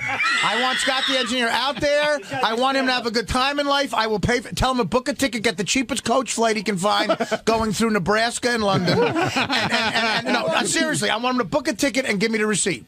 He's coming. You're all fucking coming. Oh, this is John Gotti talking. Every mother, not the guys who already have a ticket. I'm not repaying for you jerk-offs. McClure, Benji, Scott the engineer, every one of you fucks is coming to the Artie party in Vegas this weekend, baby. Hold on, Artie. I smell something here. John, could you go to line 11? Ralph Sorella, you're on the wrap-up show. I said guys. Listen, I'm not trying to get a Artie freebie because here comes Scott. Because he just said he said buy a coach ticket and I don't fly coach. Hey Ralph, listen. Hey Ralph, but you buy coach bags. Ralph, listen. The $300 I owe you, I'll get you a ticket to Vegas. We'll call it even. How's that sound? That's okay. I appreciate the offer. I know it's genuine, but it is. I want you out there. Ralph knows how to pick up chicks, man. I have to work Friday. You have a job? I do. Oh, you got to do something. I'm doing a special of the history of Howard Stern with John Hine. And that broad. 2:00 on Friday. All right. We could cancel it, though. You could be on a 4:00 plane. You land at 7. No, wait a minute, Ralph. The all goes down Saturday. With the time change, you could make it. Get on a 7 a.m. flight Saturday. You could be in Vegas by 11 a.m. He's done it 2:00 here. Offer. I tried to get in on it like weeks ago when you first announced it, and I said to Doug, hey, Doug, Howard has me in judging things all the time. How about you have, Howard TV has me there to do that. Ralph would be great for that. Yeah, Doug didn't see the value in it, but he figured he needed to be there. But listen, I'm serious. Ralph, if you got to work for Howard, that's one thing.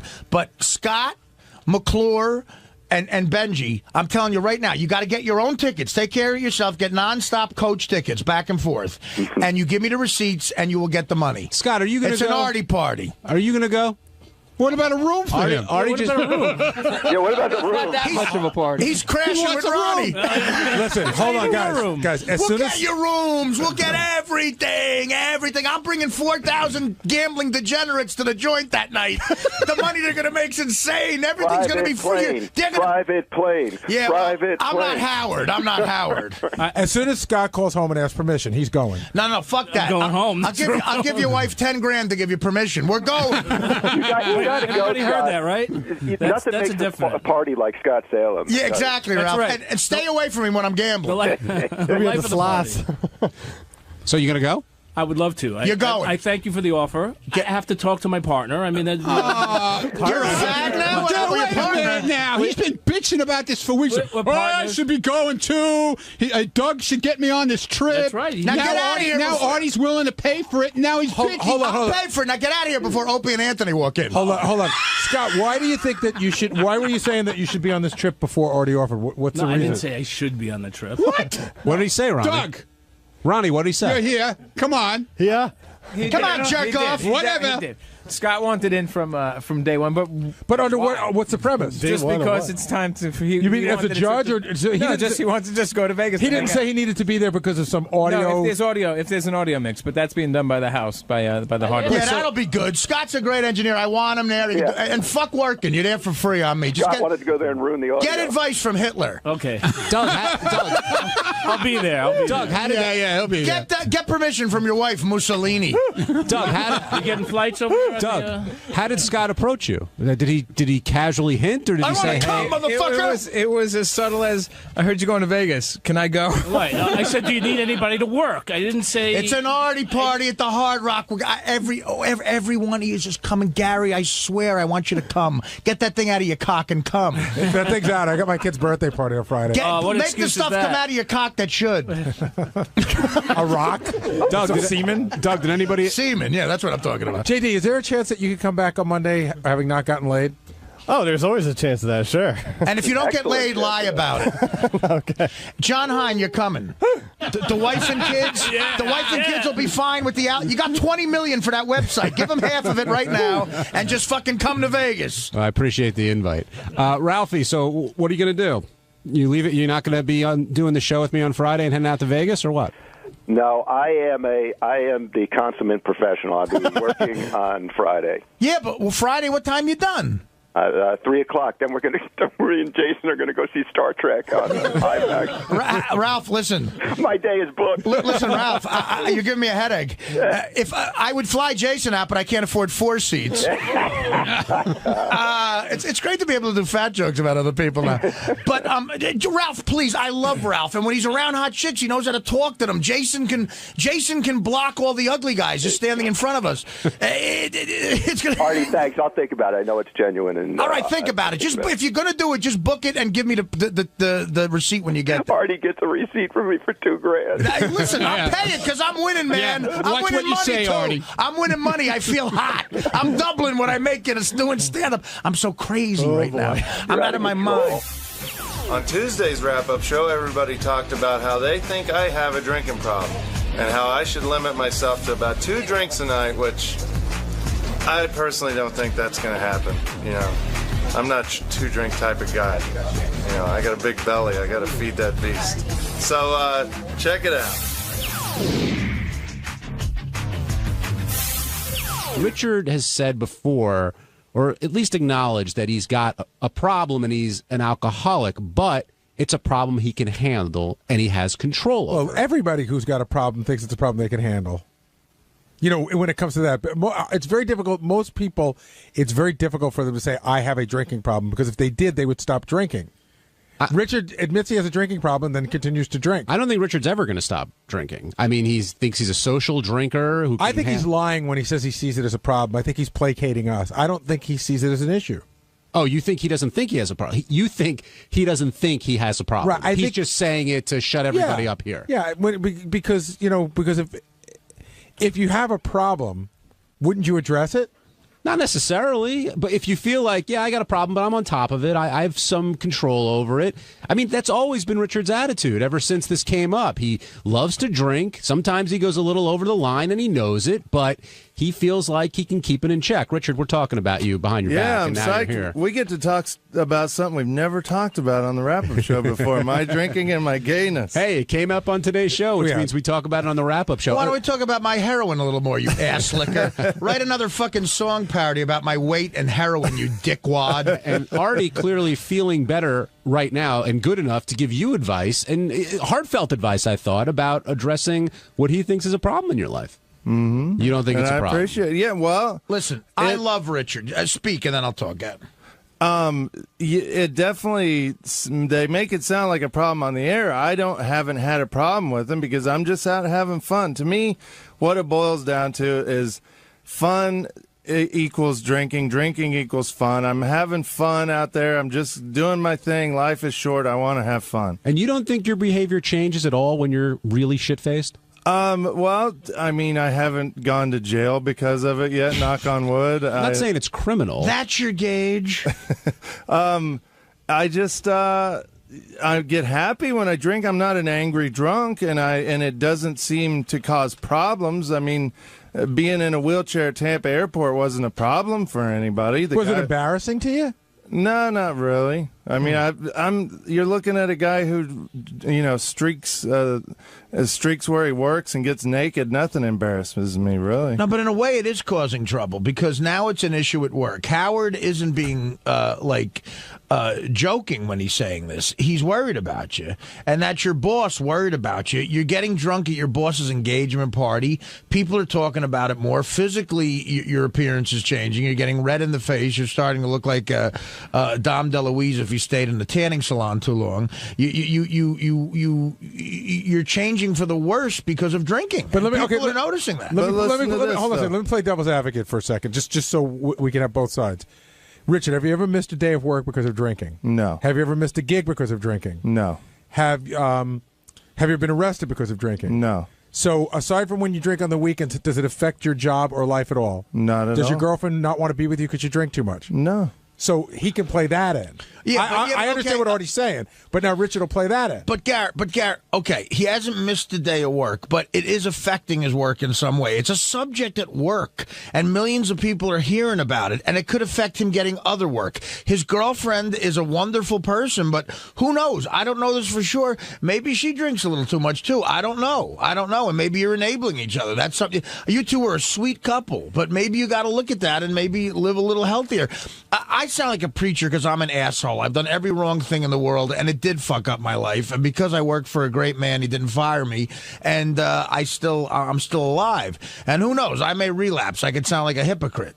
That happens, but I know that being wheeled in a wheelchair in an airport, that affects your life. People know about it. But it makes people look differently upon you, and those people, their decisions could affect your life. So what makes you look at Richard more differently? Getting wheeled in a wheelchair in Tampa or licking Sal's taint? And I'm being totally serious when I say that. One he did sober, so fine, and one he did because he was drunk. If he was drunk when he licked Sal's taint, that's why. Okay, he's just a crazy, fun guy, and he did that for the show. But he got drunk and got wheeled in a wheelchair. That's a drinking problem. That's an alcoholic. You're an alcoholic. And you got to admit that to yourself. It doesn't mean you have to stop drinking. A lot of alcoholics just say, fuck you, I'm going to keep drinking. And you're from Kansas. You're a man's man. I get it. I hate when people tell me what to do. But, dude, you're an alcoholic. And I love you, and I love you to death. You're funny. You're talented. You write music, which is something I'm envious of. Thanks, but, Keith Richards did too. And he was a heroin addict. It doesn't help your life. And that's all Howard's saying. Howard's being serious when he's saying that. And I know it sounds funny coming from me, but maybe a guy who's been there is the one who can help you more. Yeah, I just love it because I've never heard Richard referred to as a man's man. No, he is. Because look, his father's a man's man. Richard grew up in Kansas. He didn't grow up like fucking Paris Hilton. You know what I mean? He knows how to work. He baled hay.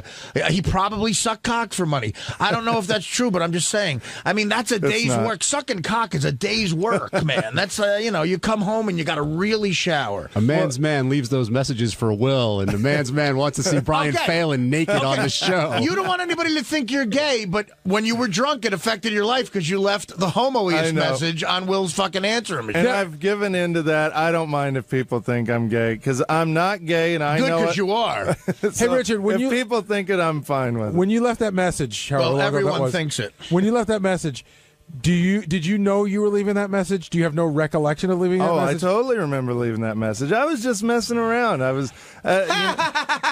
I call, drunk people they drunk dial and call people and have a little fun. And say, hey, dude, let's go to the game tomorrow. Let's gamble. Not, hey, I want to suck your cock and your ass is hot, Will. Well, in all fairness to Richard, even when he's not drinking, he thinks the gay stuff is funny, which was proven today when he said, I have a great idea for the show. Let's get Brian Phelan that naked. Came out of left field. By the way, let's get Phelan in here naked. And you're a bear. You use the word that gay guys use seriously. You said he's a bear. He is. Well, I don't even know what to say right now. I lost you on, I thought he was doing a comedy bit. I lost you on But look at him. He's so cuddly. He is. I mean, I'll walk by Brian in the hall and I'll just give him a big hug, and not as a gay thing. It feels good. It's like you're hugging a big beanbag or something. There's just something that feels good about wrapping your arms around something that's big and soft and cuddly. And rubbing your soft on against his leg. And I got news for you, dude. When people say when they hug me, it feels the same way. And if you hug me in the hall, I'm dropping you. I'm not. I know better. Already. Okay, good. Well, Howard gave Richard some advice at the end of the time you were in there, and hit it, Teddy. I want to know if you're going to take this to heart. You worry about you with the champagne and all the alcohol. Limit yourself to 2 glasses. Oh, forget it, Howard. That's Robin, no fun. That's ridiculous. This is what's going to prove to him he's an alcoholic. You're not allowed to have more than 2 drinks a day. On a given day. And you can't wait. On Saturday, he can save them all up. That's what I was going to say. If I don't drink during the week. No more than 2 drinks a day. 2 drinks a day? That's tough. And you can't save him up. You can't wait till Sunday and have 14. Yeah, because if I don't drink during the week, I get 10 drinks on Saturday. Why is that so tough? I mean, you're a fun-loving guy. You need to drink to have a good time? It definitely helps. Like, try going to a bar and not drinking. It's just boring. I do every weekend when I do stand-up. And you know what? I commend you for it. It's hard. It takes willpower. It takes willpower. But I think he's saying you have to do that because it's all or nothing. And Richard's saying in his mind, I've got it under control. But does he? Under control? No, he doesn't. He doesn't have it under control. Well, that's where you're fooling yourself. I know. Okay. And look, 2 drinks a day and 3 cocks. Can you do that? Hey, what's up? This is Will, and on Wednesday's wrap-up show, we talked about how everyone in the studio took off their shirt to show off their amazing bodies. A couple people called me in, but I wasn't going in there. I couldn't compete with, Jason, Benji, and Artie for best bod, so I'm out. There was a moment when everyone's shirt was off in the studio. How did that happen, and what was going on there? Almost everyone's shirt.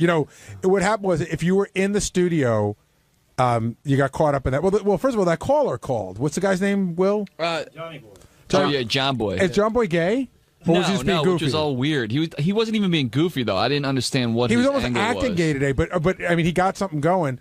So I know he wanted to see Howard, and then everybody started taking their shirts off. Then they called in Richard, and Richard will do anything. And then Sal came in, and then Artie did it, which, listen, he did it when he was a lot heavier, so I could understand that. But they kept calling for Will, and Will was pretending like he didn't hear. They kept calling for me. I was pretending like they didn't hear. And then at one point, they even called. I threw Tim under the bus to try to get out from under it because I just didn't want to deal with it. But Jason took his shirt off. And Benji, of course, too. But Benji's part nudist. And Robin declared Fred looking the best with everybody's shirts off. And I disagree with that. Like, Fred has the overall like a great physique. It's very masculine. Howard has an incredible chest. If you look at it. So your vote would have been for Howard. If you listen individually on the chest alone, his chest beat anyone in there. Overall physique and shape, it's Fred. Yeah, Fred has a great masculine shape. Didn't look that hard. And Gary, was there any way you were going to go in? I mean, I don't need to be in there. I don't need affirmation that I'm fucking fat. You know what I mean? Like, I don't need to see it. You thought that's what was going to happen? Oh, no.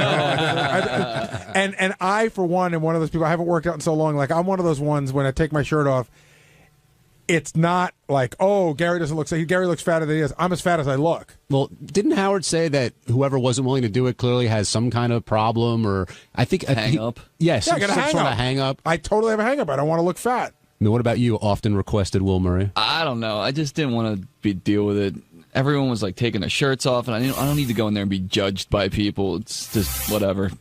It wasn't like it was gay or whatever. I just didn't want to deal with it. Yeah, but see, I don't understand you. You're like the girl with big tits who won't be in the wet T-shirt contest. You're at least in good shape. Yeah, do you feel you have a good body? I think it's okay. Are you comfortable in your own skin? Yes, I'm comfortable in my own skin, but do you think like people would have said, "Well, wow, it looks great"? I think they'd be like, "Oh, he looks all right. Yeah, whatever." I don't think it look bad or anything. I don't know. I think you get the pictures are all over the internet of you with your shirt off everywhere. Horrible, I don't need that horse shit. We'll just want some thinking about what it could look like versus actually seeing. Exactly. I'm sure in their imagination it's much better. Keep Richards. Keep the mystery alive. It certainly is in Richards. Okay, who looked the worst in there? Well, Jason. I mean, always. Well, see, again, Artie looked so much better than he did 6 months ago that you can't say Artie looked bad. And quite honestly, Jason's got 40 pounds on Artie now, maybe 50.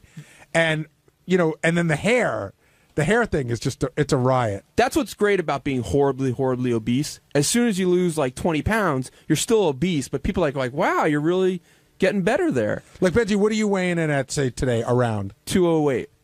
Really? Naked in the morning. Yeah, I did it And in the what morning. were you 6 months ago? About, I don't know exactly, about 40 pounds more. All right, so that's good. Have you ever cracked 200? Yeah, definitely. Fourth One of our grade. weight loss contests. The lowest I was in a weight loss contest was about 195. Not this current one, but the one we did before. And I'm going when I get to 170 now, I'm gonna do a Beth Ostrowski makeover. Nice. Congratulations. We only have a year and a half left. If she's into it, if she's up. Will, you agree? You think Jason was the? I mean, there one was a not to couple look at? big boys in there with their issues. Like Benji kind of had some like side titty going You know, on. you guys always said I'm trying to Artie make my has lats. like just horrific stretch marks the entire Right. way around his stomach, and Jason's just an overall mess. What's with the rash on Richard that everyone was talking about? Like He had he had like chigger bites on his titties. I mean, he doesn't shower for weeks. Is it really? Is that much of a really true? surprise? I mean, is that really, really true?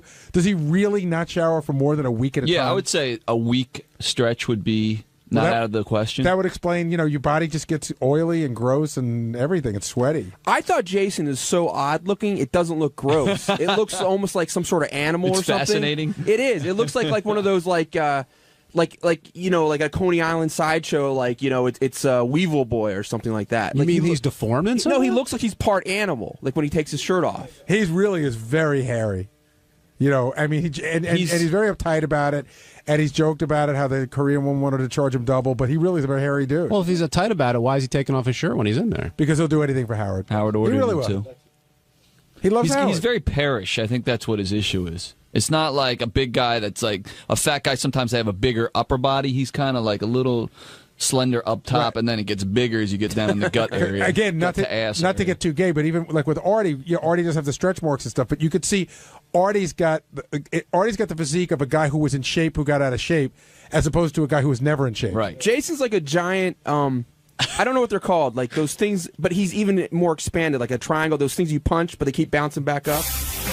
Thursday's wrap-up show was all about a legendary record holder who's taken 2,700 loads to her face. Yes, I'm talking about Sabrina Deep, the Bukkake Queen, and we're all fascinated by why she's doing it, her husband Fabio who showed up, and God knows we love to talk about stuff like that. And here's how the discussion went. The big guest today was the Bukkake Queen and her husband Fabio. And Gary, you never know what you're going to get when the Bukkake Queen shows up. Yeah, I looked at the website yesterday. She looked okay. I was looking at the notes. I was like, 2,700 loads on the face, the whole deal. But, you never know what somebody's personality is going to be. That's where we trust Will. Will said she'd be pretty good. So she came on and she was willing to talk about everything. But she started to talk about her husband, Fabio, and the weird rules that they have. And Ronnie walks over to me. He goes, Fabio's in the green room. So I said, Will, put up a note. Fabio's here.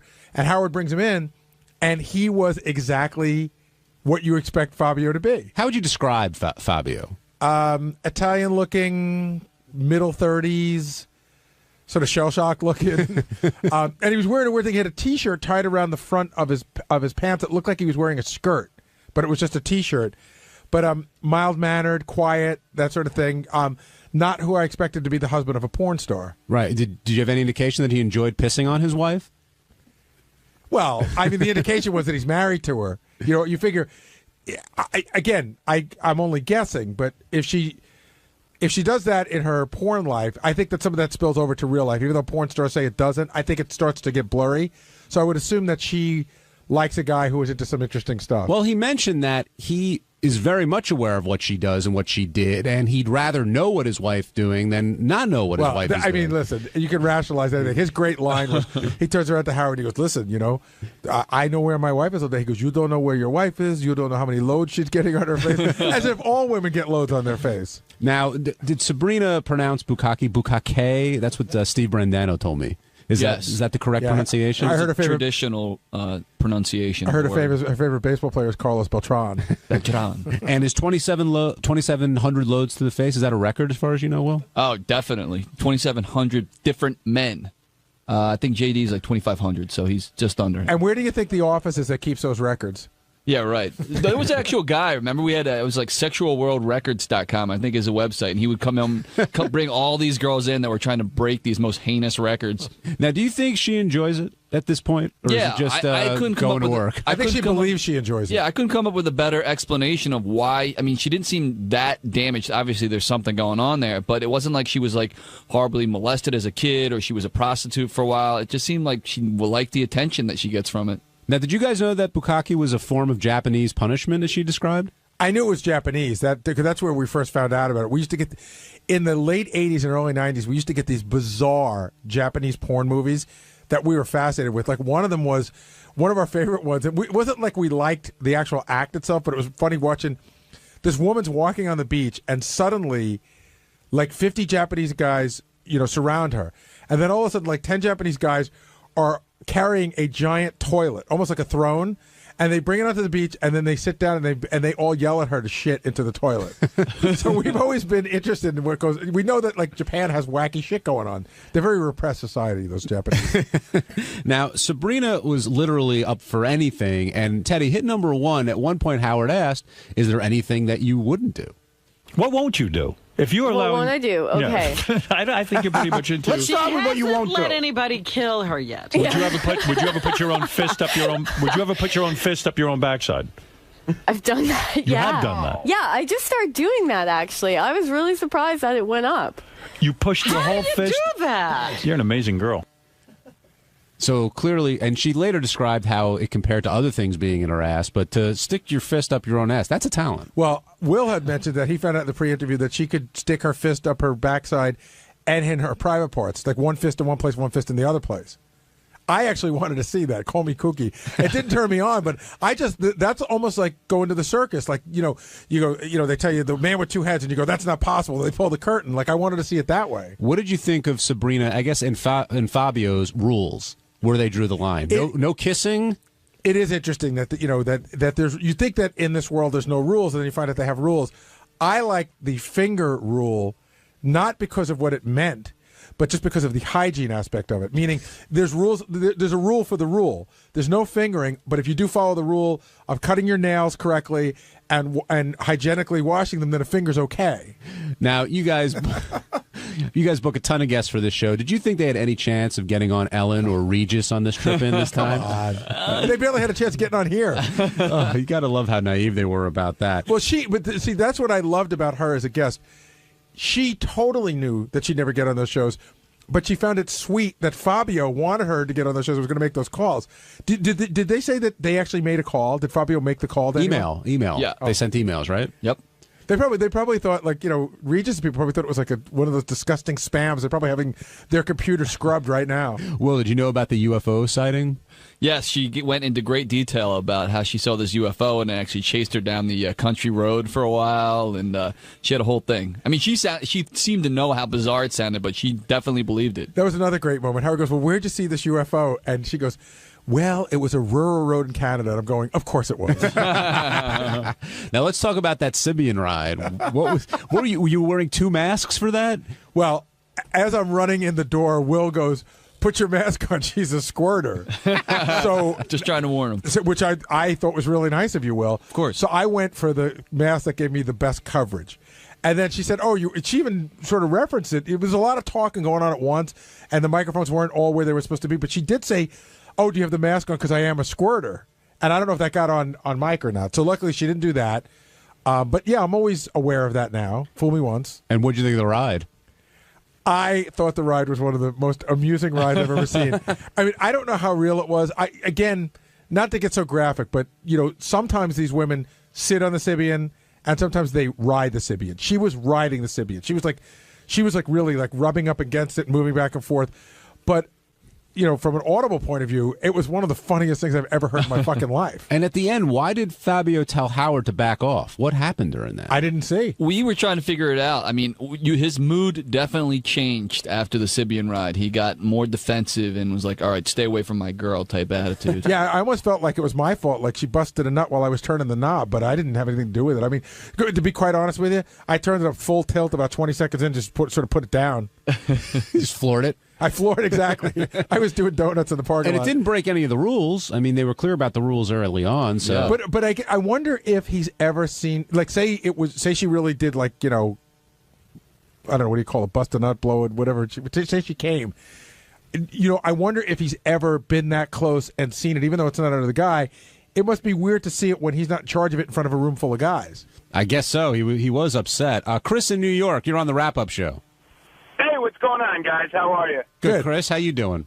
You know what you were just talking about? It's funny because that's what I was thinking. He put up his hand at Howard because maybe he's feeling a little jealous of the Sybian. I mean, maybe that was authentic, that she was really getting off on it. I mean, I think it was definitely one of the better sounding Sybian rides that you guys have had on the show. You should have seen it. Looked like an exorcism. Right? It was pretty wild. The one thing I'll have to say, like Will and I have a lot of indicators, which I didn't see on her, which is, you know, the shaky arms and the quivering lip and stuff like that. But when she stood up, she was wobbly. And she was teary-eyed, too. Like, her she had been crying, I think, a little bit. The Sybian fucked her so hard she cried? Yeah.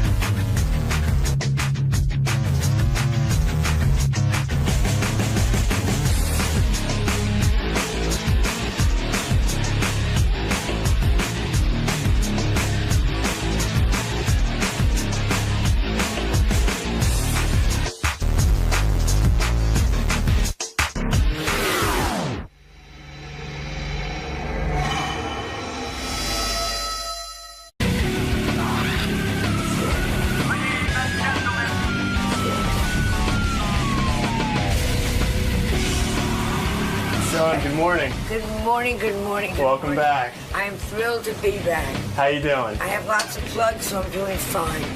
What are you going to be talking about today? I forgot you have food. I would have spent money. Oh, look at it. Well, not bad.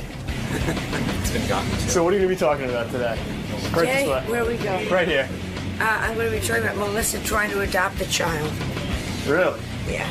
And what about winning Celebrity Apprentice? Oh, we can discuss that. But I'm not going to say anything bad. Howard's going to win. You're not going to, no stories for Howard? Oh, sure, stories. But not about Donald Trump. I'm not stupid. No, of course not. Yeah, no. But, glad to talk about people.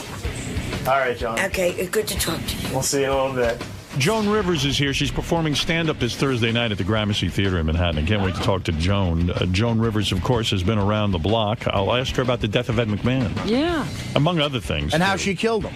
That's right. I didn't know she killed him. That's an interesting Well, fact. this is an interesting alibi. She's here. Right. Right. And Okay. he died out there. Well, there's, you could hire somebody. Anyway, Joan Rivers also was just on the Celebrity Apprentice, which I have to ask her about. Didn't she win? Yeah. I'm not sure. I got to ask her. I didn't even watch it, but I know she called a professional poker player a Nazi. Hello. And worse than... Oh, what are you eating? Boy, you almost fell over. Oh, man. Beware of Jews bearing gifts. What do you got, a baby? You're carrying a baby? Did you have a baby? Yes, It looks like you're holding a baby. I had a baby.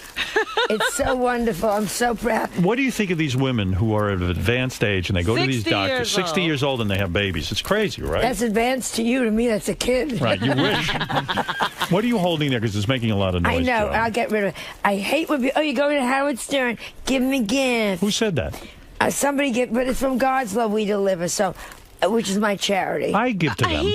He can afford food, Joan. Yeah. I know, Don't but- bring me food. In fact, I contribute to God's love we deliver. That's what, I think it's an apron or something. Can I tell you something? I always go crazy if they send out a letter to me or send a gift. Give it to the people who need it. Thank you. I used to be head of cystic fibrosis, and they would send me 69 roses, and I'd say, you know what that costs? You're right. Send it, keep it for the Can I tell you what I thought that was going to be when you were carrying it? I thought it was Ed McMahon's head.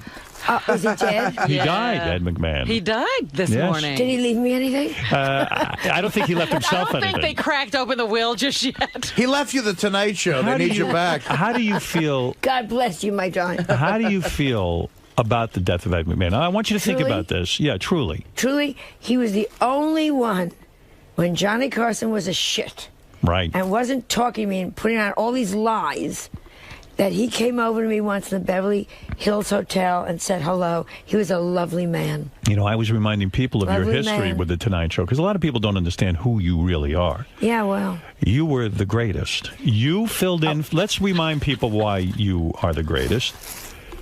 You used to go on the. No, listen to me. What do you mean? Why are you waving me You know off? this is all written, and you planned for him to say this. You love when I say this. No, this is. I'm trying to refresh your own memory. I know you're a little oivaboodle. Well, this age. Listen to me. Listen to me. You're Goya Shakub. You understand oivaboodle? Yes. Right. Okay. So listen to me. Now you're sharp as a tack, but listen to me. The reason I'm bringing up this old history. You were a guest on The Tonight Show. You were so good, Johnny put you on as a guest host. Right. When you started to guest host, your ratings were higher than Johnny's. Right.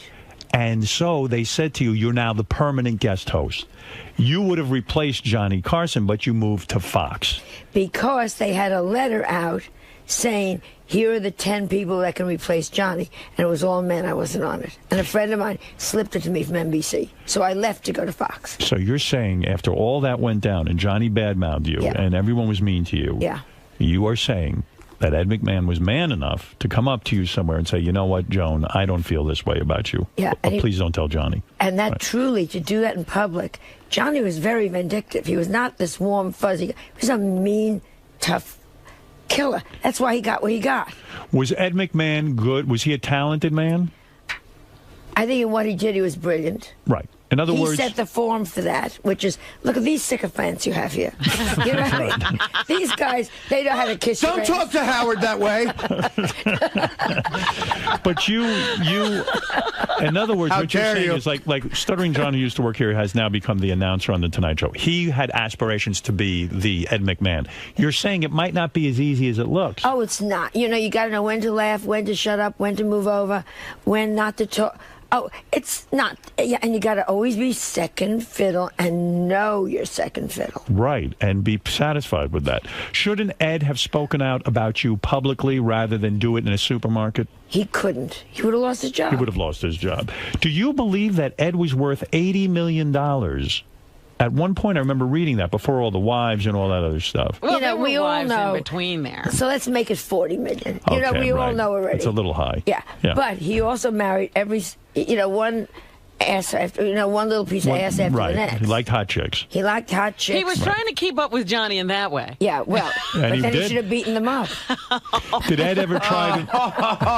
Right, that's right. Ooh, I forgot Did about Ed that. ever try to come on to you, to put his finger inside of you? Or if I may be Even my own graphic. husband didn't come on to me. Yeah. I am the only one. No, The you had thinnest your book- you had your slew of suitors. I had a few. I had Whatever. one now that just dumped me. Yeah, I heard you got dumped What? again. Got dumped again last Sunday. And how old was the guy? 75. Can you believe 70? I mean, you His look nurse had to good. dump me. I showed you a picture. 75-year-olds are dumping you? I just showed you a picture on David Letterman, and even David Letterman said, "Boy, she looks good." I showed a picture from my wedding. Yeah. I didn't see that. See, nobody does any nice things. Well, of course not. Why would they tell you I that? just want to do a sidebar. If you had said, "Here's Joan Rivers, doesn't she look like a pig?" I would have had 9 phone calls the next day saying, Howard Stern showed your picture and said you look like a pig. No, even Dave said you look good. Oh well, Dave, he's got cataract. And the Look at you talking. and the fact of the he still doesn't have you on, does he, Letterman? Never. Unbelievable to me. Yeah. Why won't Letterman have you on? You're so good. You were great on this Celebrity Apprentice. Yeah, thank God. You And were- you won, right? I won. Yeah, you're the I won. victor. And ask me what I got. What did you get? Nothing. Nothing, because it goes to charity. Great. That's just what you need. Nothing. Nothing. Are you in financial trouble yourself? Are you? Sort of. You are. And I'll get Yeah. back to this guy who Again? dumped you. Yeah. What is going on now? I wish I could say Bernie Madoff, but You don't even have that luck. Ruth. Ruth Madoff. Oh, Ruth, you went with Ruth. No, Joan, explain to me. You came out of You should've. bankruptcy. You worked very hard to get back to where you were. I live very high, Howard. I have know. a great life, and I live very high. What is high? I mean, okay, High clothes is- you wear. I spent my apartment is gorgeous. This outfit you're wearing is spectacular. It's This a great leather jacket. outfit. That's You expensive. own that apartment, though. You're not renting. I own it, but the maintenance is so high. There's only Yeah. 8 of us in the whole building. You're So- selling your apartment now. Theoretically, I You're like asking to, $25 million. $25 million. It's not worth it. Beautiful It's apartment. not worth $25 I million. am looking for a foreigner that doesn't understand that. I've been to your apartment. It's quite beautiful. It's beautiful. It's not worth $25 million, but I think What do you somewhere think there's it's a Russian. What do you think it's realistically worth? I don't know. I don't know. But I do know there is a rich Russian out there somewhere that is going to go da. Why are you selling? You are the quintessential New Yorker. Are you looking to move to Los Angeles to be near your daughter? I want to do half and Melissa actually said to me, which I found, wait till you, with your daughters. I was out there doing the play last year, and she said, it is so wonderful to have you in the same city. Right. Finally, it respects you. Isn't that funny? It is so wonderful. It's wonderful for Cooper. So I said, you know what I'll do? I'll get a smaller place in New York. I'm a New Yorker. Right. So I'll get like a beautiful, real apartment. Right. And because this apartment's a fantasy. Right. This is a home. Yeah, and a big. Yeah. It's 3 floors and blah, blah, blah. And I'll get a small house in L.A. Right. And be able to be. I flew out there to do Passover for Cooper to remind him that he's Jewish. So are you? Yeah, that's a good idea. Did you sell? I mean, is the idea that you're overextended, and if you I'm could get overextended. I think I have a house in Connecticut. I have foreign help up there. Wow. They're there now, even though you're not. Doing nothing. Doing nothing. What are they doing in Connecticut? You're not even there. Well, I thought I was going to be more. You claim that you want to teach Cooper that he's Jewish. To a point. Yeah, I mean, How is he going to figure this whole thing? Didn't he make anti-Semitic remarks to you, and that's when you decided to start teaching him about his Judaism? Well, he called me a big fat Jew, Jew pig. So I said, we might have to teach I'm you. not big. Yeah, I mean, it's just unbelievable. No, he told you lived in Hymietown, didn't he? What are you doing in Hymietown? All right, get back to this for a second. I'm going to get to your finances in a minute because I want to understand how you went horribly wrong. I also want to talk about Melissa's adopting another child, we think. You're kidding? From Malawi? No, because we're so jealous of Angelina. With all suddenly, like, she's the big mother image. You're going to get a black grandchild? We're going to get a child from Australia, we think, from a click tribe. No kidding, a pygmy. Its name is... A pygmy? Yeah, well, I don't know. We said it's a... You must be having a riot with this one. Yeah, well, every time it talks, the garage door's open. Why does she want another kid? What is that about? This is a joke, I think. Yeah. Well, it's a joke that it's a pygmy. Will you accept the adopted grandchild, or will Not you? at all. I thought so. You're very judgmental. No, I think it's great. It can work for me. But haven't you always said looks are the most important thing in the world? Totally. So I don't want an ugly grandchild. That's what I'm saying. These children can be beautiful. Yeah, show me one beautiful pygmy name. No, but you're right. You're never going to know if the child's going to be beautiful. It's a supermodel. That's right. You don't even know. If it says to me, I want plastic surgery, how do you know what it's saying? Let me ask you something, Joan. You say you got dumped by a 75-year-old man. Is that an incredible blow to your ego? I mean, Yes. it has to be. At this age, how can you dump me? What goes on? What do you do to these men? Very little.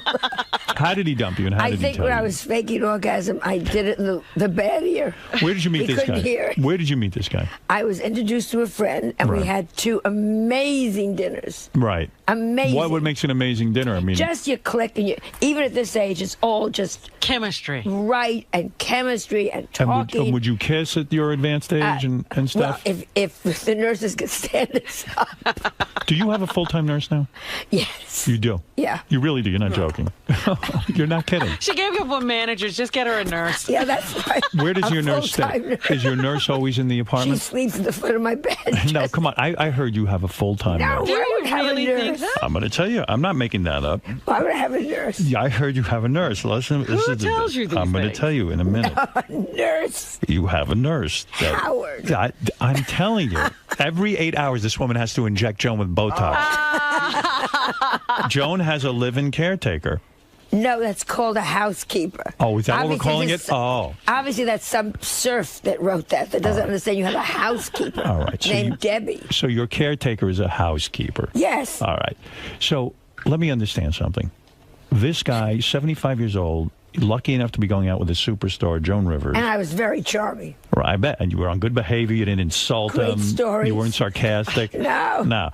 And Sorry about his dead wife. so you go out 2 times with the guy. You go to dinner with him. Yeah, really good times. No sex, I would assume. At Not that point. yet. All right, not yet. Have you gotten your top off at least? Well, yes, but only in the restaurant. How do you hold out at this age? You ought to do it on the Yeah, table. Joan, I mean, on how the much first time do you date. have? Put out. Did you not have sex? I mean, there was no kiss. No. There was no so kissing? my friends all said, I was in town for one extra day. I was going to go to England. So my friends all said, call them and say your plane is delayed, which it was. Right. So I thought, and they say to me, like you said, you haven't got time to be cute. Yeah. You better hurry. Get to it. You're already coughing and sneezing. Yeah, right. I mean, love is in the air. Seize it. Seize the moment. Seize the moment. Right. So I called him up, and he was so cold on the phone. Jewish guy? No. No. Well, you could never have gotten married. Anyway. No, we couldn't have gotten married. What? And did you say to him, why are you so cold? No, I was so taken back that I got off the phone very quickly. And then you want to say, how dare you? All I was calling it was say, Mike Plainsley, do you want to have a cup of coffee? And he was like, no. No, why are you calling? I said, well, I'll see you when you come back to New York. Well, I don't know when I'm coming back to New York. I said, then you start to, I didn't say, when are you coming back to New York? I said, wow. I'll see you when you come back here. Well, I don't know when I'm coming. Oh, shut up. He turned into a giant asshole. Very You think sad. another chick was with him? Do you think that's what was going on? Somebody said another chick. Yeah. Another I hot was chick? an old hen. Another old hen? You think some old bag was with him? Some old bag was clucking around. What do you there. think you did wrong? Do you ever self-analyze? Do you ever get critical of yourself and say, I think I do everything wrong. I mean, you look glamorous as ever. Yeah, but then I open your mouth. I always go for the joke. I know. You don't know how to Can be you demure. ever just be... Can't be a lady. What is your problem? I don't know. Why can't you just lay off the fucking material for a few minutes?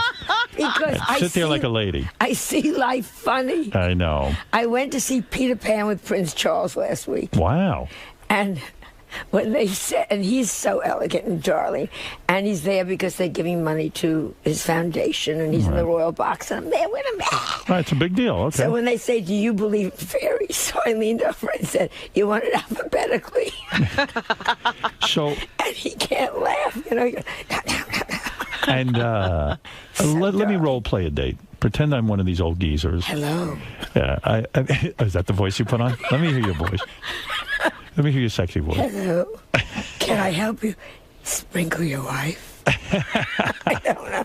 So tell me. Are you lonely? Are you only when I'm having an MRI? See, that's the trouble. But I like that. I like a woman with a sense of humor. You run Celebrity Apprentice, and I never heard of half of these celebrities on Celebrity Apprentice. I mean, you're a legitimate, bona fide celebrity. Well, I was even surprised you agreed to do it. I wanted to see. You wanted the truth? I mean, you're a big deal. I wanted to. Two reasons. One, Melissa did it with me, so she got to live with me for 5 weeks, which was great. All right, you love that. Love that. So to get Melissa to live with you have to be on TV. Be on TV. That's right. So we got to be in the kitchen late at night together. That was great.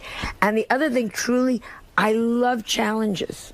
You do? And they give you a challenge, and they say to you, when was the last time someone said to you, okay, Howard, go out, write the copy, take the pictures, get this done by tomorrow. We want a whole new slogan for Sounds exhausting. Chicken of the Sea. Right. And then you do it. And you like that. I loved it. That stimulates your mind. Yeah, loved doing it. Do you think your daughter likes you? I mean, the fact is, I don't know. I really don't know about this. She moved out to California. Well, she had to because the ex-husband's in California, and they split the children 50-50. Okay, all right. That's a good reason. No choice. All right, so you get on there, you like a challenge on Celebrity Apprentice, you get on, and you mixed it up with this professional poker player. And you even... Annie Douche. Who is she to make fun of you? I mean, I never even heard of her. I never heard of her. It became good versus evil. It was just, don't go there. It's not even funny. You said, I believe a professional poker player is like a dirtbag. I believe a professional poker player is... I understand what they do on the table, and that's great. But when you stand up from the table, you do not be duplicitous and sneaky. Everything that people do to play poker, to be a good poker player, is a bad thing in real life. What did she do to you? I didn't see the show. I mean, she just rubbed you the wrong way? No, it was always very two-faced, a lot of lies backstage, allegedly, a lot of... come to the boardroom all sweet. Meanwhile, has just done bad things. But you two were playing a game. She was using her game playing skills. To a point. To a point? Howard, then I'm not a good game player. Right. I still think if you say I'm not a poker player. Right. But that's it. Right. I just found it. You don't turn people against each other. You don't whisper how it. But you found her gross. In other words, I found her just you couldn't trust her, and she did bad things behind her back, allegedly. It is a strange way to make a living when you think about it. Yeah, but I'm not putting her down. She's a very smart cookie. Right. But would I have her to the dinner table? I don't think so. I see. All right. Well, that's it. So you've been dumped by this guy, this 75-year-old guy. Yes. Who fixed you up with this guy? How'd you meet A very him? dear friend who said, I think the two of you get along. We did for 2 meals. And it was so nice to have someone pick up the check. I could tell this one upsets you. Yeah. This was She thought something was going to happen. Yeah. And this was a guy with money, huh? Well, I guess. Yeah. He picked up the check. Oh, that was nice. That was already a start. If I went out with you, I'd expect you to pick up the check. They all do. I know, it's terrible. Venus de Milo pushes it across with her chin. What? Now, you're a good businesswoman. You're It's constantly selling everything. Jewelry and schmatas. I mean, you're constantly look where I'm busy. going, which we're going to talk about later. I'll talk about that. But I don't understand what happened to you financially. How much money have you lost in this down economy? I lost a lot in this down economy. Were you mostly invested in the stock market? I lost. We all lost. Who didn't lose? Everybody did. Everybody. Yeah. Oh, forget about it. So I lost a lot. And how much are we talking about? I was certainly half. Half. I'm not. There's no sad songs for me. Yeah, I know. But do you think that the 75-year-old guy read in the paper that you were down on your luck and that's why he dumped you? That, and I was going through his wallet when he was in the men's room. I mean, half your money is gone. Yeah. It's very upsetting. If you think about it. You're damn right. But you're not downsizing because of money. I feel she's selling the apartment because of it. I'm selling the apartment because I truly would like to do half and half, and my accountant says you can't. I see. All right. Well, then I have an accountant that, those kind of, you can't, you're overspending. Why not sell your home in Connecticut? I can't sell Connecticut. It's the most beautiful house. Why can't you sell it? You mean nobody's buying second houses? You're kidding me. Nobody. One. You have it on the market and you can't sell it. Have it on the market for a year, not one person has seen it. Wow. Even come to look at it. And it's beautiful. It's fabulous. Well, she always lives in a fabulous place. It's fabulous in a Connecticut way. Aren't there some rich people left in this country? I'm talking to them. Yeah, I ain't buying. I can see the two of you in a little love nest in Connecticut. Please. 84 acres. You ain't the only one who got killed in the stock market. So Comedy Central is going to roast you. They're roasting Are you going to be able to take that? I mean, it's going to be vicious. Oh, come on. She's very sensitive. But she can give it back. Yeah. I mean, come on. But it's going to be Who's roasting you?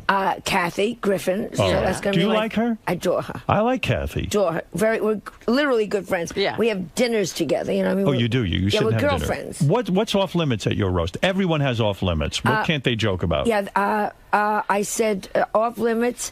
Really nothing. What are they going to do? Plastic surgery jokes, we've heard them. All right. Husband suicide, we've heard it. So they can make fun of Edgar's death? Of course. Well, I do. They can make fun of plastic surgery. Can they make fun of Melissa? Not where she can't answer them back. Is she going to be there? No. She is not. Oh, then we can't make fun of Melissa. But we can't, if she's not going to be there to answer her back, how the hell are we going to make fun of her? Do you want to come on?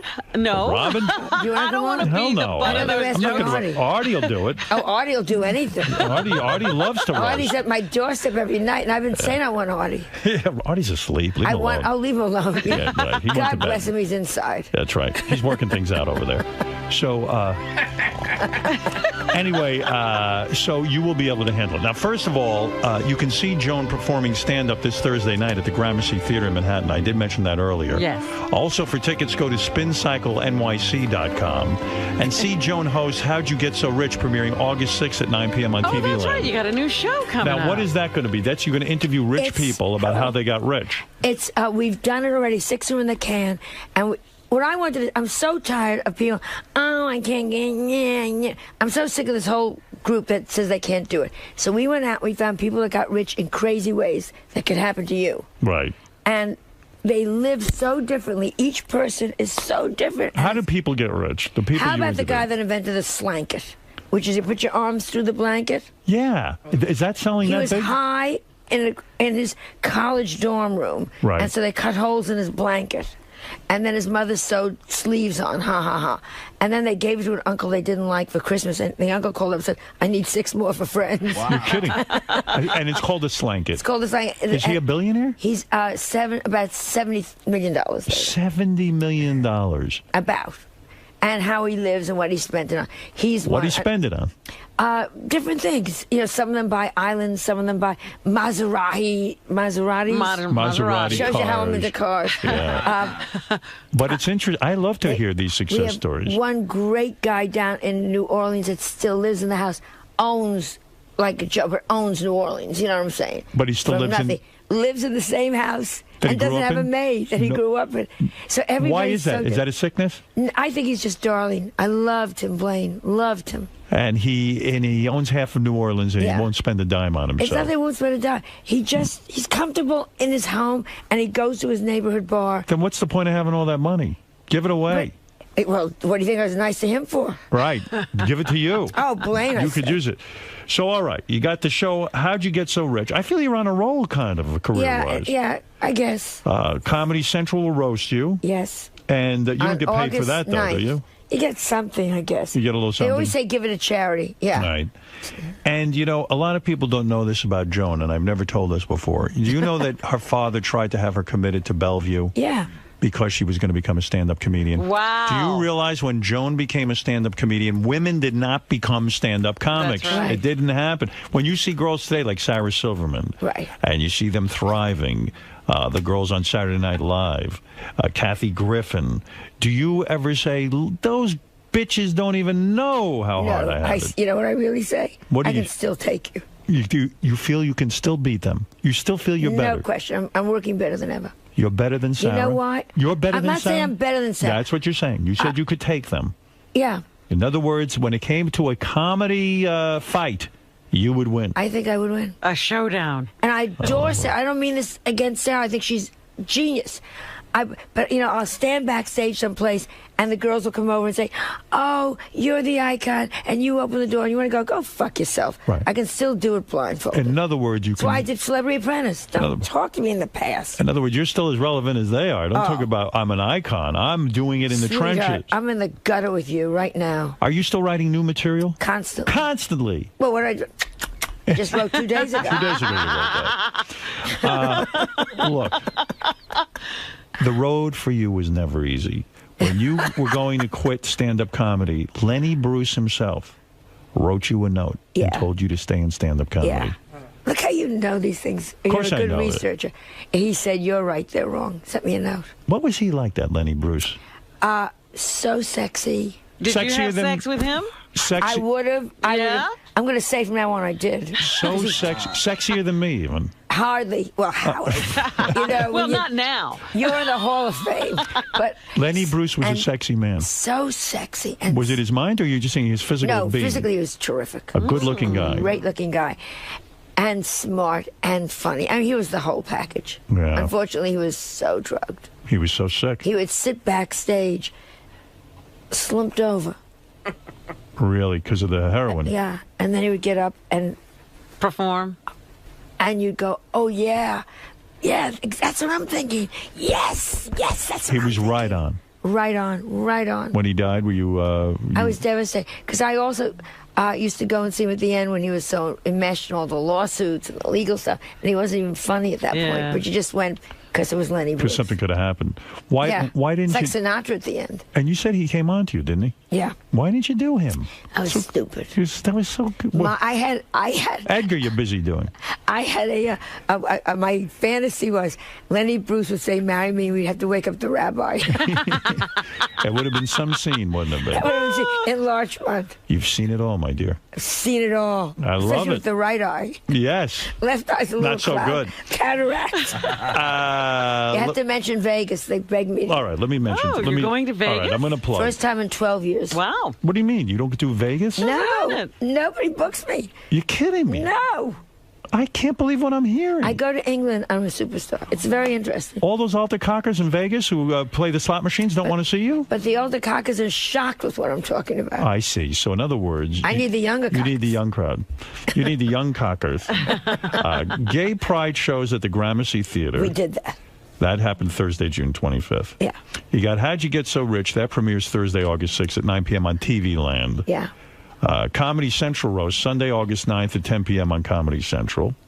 Then you have the Venetian Hotel in Las Vegas. That's what we're exciting. talking about. That's a big Now deal. we're talking. So how'd you convince him to book you if no one was booking you? Short money. The last week in August and Labor Day weekend, August 27th through the 29th and September 3rd through the 5th. How many people you travel with when you go to Vegas? I travel with probably my assistant Right. and then a hairdresser. That's it? Yeah. Who does the makeup? I do. You do it yourself? Yeah. How do you know how to do that? Because I have a wonderful woman named Adele. She puts it on in New York. And I just don't wash my face for You 2 to don't- 3 weeks. She touches it up every I day. touch it up. You don't shower. I shower, but the face stays out. I know women like that on Long Island. They don't go to they go to the beauty parlor like on Monday. They get the blowout so that the kinky hair will be straight. And then for the rest of the week, they take baths. They won't even take a shower. They can't wash their hair for at least 4 or 5 days, so the blowout will last. And you swim. You can go overboard in the Titanic. and You're your not head's getting above that water. head wet. What day is your hair on right now? When's the last time you had it? This hair. Today is what? Today is Tuesday? Today is Tuesday. Oh, it's not that bad. Last Friday. That's great. Yes, Ralph, quickly for Joan Rivers. She doesn't have time for you, but go ahead. I'll make some time. Yes. Hey, Joan was so great on This Apprentice. Thank you. And the energy you had, it's like 12 o'clock at night, and she's still running around like crazy. It was fantastic, and the meltdowns were fantastic. How does a woman your age still have that kind of energy? It was amazing, Howard. Running That's around. why she slept through your wedding. Ah, yes. I didn't sleep through I his know. wedding. Yeah, I have to go. I didn't. I had the best time at his wedding. You I slept wasn't through the it. one who left. Barbara Walters left. I didn't notice. She did the drive-by. She I had a great time. She took a few pictures, and then she Splitsville. I loved your wedding, and I hope things are going well. Do you? Things are going well. My marriage is very, very happy. So Thank God. They said it wouldn't last. Joan, Yes, can I ask a darling. question, though? Do you think that you give too much to Melissa? On that show, she appeared to be very, very coddled, and if you didn't do what she said... Oh, no. Did you also notice Do you that... feel Joan is trying too hard to get along with Melissa? Yeah, and Melissa is trying to get along with her. You can see, it appears that Melissa has had plastic surgery, and she's a young girl. She doesn't need it. She hasn't. She hasn't had plastic surgery, has Trying she? to make Mommy happy. Go ahead. Oh, do you think? No. Oh, do you think the relationship is too pressured? I think she's very careful of me. I think she really worries about me and really protects me. It's a very... Remember, we're it. The family The two consists of of you. the two of us. That's it. That's all. That's it. That's it. Well, you have a grandson. Yes, but you know, exactly. but he doesn't even But know he's he Jewish. can't- We He watch can't each chip in other's right now. backs. That's right. And probably maybe I'm too careful of her and she's probably too careful of me. Well, you forced Melissa to have a nose job when she was 18, and Yeah. she's still angry about it. She's furious about it. Why is she angry? You've only made her better. What's wrong with her? Do I know if I had been a stranger and done it, she would have said, "This wonderful woman." You know, we all. You know what it must have been? She probably feels in some way that she wasn't good enough for you. You were rejecting That her. you were rejecting her. Oh. And is that what she says? Mom, wasn't I good enough with my old nose? No. She wasn't. You were But honest at about this it. point, I wasn't. Your father had a schnoz that went from here to the corner. He lived in South Africa. The nose was in England going to school. Right. At this point, though, doesn't Melissa have to have plastic surgery so she looks like a member of the family? What would you I do? guess she looks the way I look if I hadn't. Now, what would you do if you had a Sophie's choice? Yeah, you're in a boat. Yeah. You only have to save one, Melissa or your grandson Cooper. That's- Who would you do? What would you do? Oh. You have to save one of them. I will say this: if you answer me with your 2 daughters, Go ahead. I have 3 daughters. 3. Oh, that's even. Right. Well, get rid of one altogether, and then you have 2 left. In the Who do you get rid of altogether? God, I don't know. It's a tough one. I would take. She would make me take Cooper. She would make. But what would you She do? would make me. But who would you take? Melissa. You would take Melissa. Isn't that terrible? Terrible. I You don't could know. actually I take- make a don't joke. know. I don't know. Well, she I hasn't been with the adore grandchild Cooper. that long. You don't know Cooper that well. Let's be honest. He's never given me anything. No. And you got that money invested But see, I in think your daughter's nose. I would take Melissa because she'd be holding Cooper. Right. There you go. All right. Very nice answer. Listen, Joan Rivers, you are delightful. I love you so much. You know? I love you too. And you're a horrible person to answer that question that I just gave you. But Yeah, God, but I love but you. Now, Melissa how would can you hold go on to home? Cooper. There it is. How I could you love go you for home? that. I love you for that. Listen to me. You're terrific. You're hanging in there. You're doing your thing. You are right when you say you're as good as any of these young comics. I happen to agree. I saw her live. She's great. I That's love right. you so much. No, we're not just saying it. Well, You know, how many guests have you installed? Let's not go there. I'm not surprised your grandson Cooper hates the Jews. Listen, you're not easy to be with. It's tough. 75-year-old guys are dumping you. I mean, come on. Listen, see Joan Rivers. She's going to go up there. She's going to perform for you this Thursday night at the Gramercy Theater in Manhattan. Yeah. The chance to be near Joan is like no chance you've ever had. And for tickets, go to spincyclenyc.com and see Joan host How'd You Get So Rich? Premiering August 6th at 9 p.m. on TV Land. And then I'm going to watch for that roast on Comedy Central. Yeah. What, are we not selling anything on QVC this week? I just came from yesterday. Oh, okay. She already cleaned them out. And, I had to think. That's right. And then she's on her way to Iran. She's going to be the new Ayatollah. Oh, okay. They're looking for her. Listen, Joan, you did it all. You said it all. And you had a good appearance here. That's all that matters. I love coming. We had a good time, that's all. All right, we're going to take a break, and we'll be back. The great Joan Rivers. Best to the little wife. Thank you. Joan, how'd it go? Great. It always goes great. I just love being with him. Now, what is it with Howard? You guys just click? You always have a good time? Always, for the last 25 years. I have never come out of here unhappy. Not once? Not once. I just think he's just so fabulous. Great. Adore him.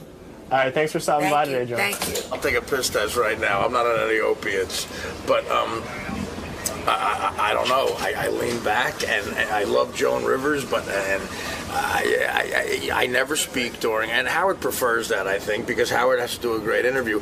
I'm just upset that I snored a little bit. You couldn't hear me snoring that much, could you? Okay, good. That's all right. That's all right. What was funny was Howard mentioned that you were sleeping. You didn't flinch. Right. Usually, like if you'll hear it and you'll jump up. I was. This is why it wasn't a heroin nod off. I was asleep. I was dreaming. It was like I was home. And I mean, look, I got to get off this book tour, but everything's fine. Honestly, I'm fine. But because I remember Greg Gass fell asleep on the show once. Do you remember that? Before I was full. Yeah, and he was a guest. And I said to myself, that's got to be the worst feeling ever. Like, how embarrassing. Greg Gass fell asleep on the air, and Howard made fun of it. Howard got mad at it, actually. I was thinking about waking you up right now. No, but I'm up now. No. And I said, how embarrassing. And I've done it 80 times. But I'm okay. It was funny, I think. And nothing's funnier than that pink thing in her hair. I mean, that is just. I mean, what is she trying to pick up? Trying to pick up Dennis Rodman? Yes.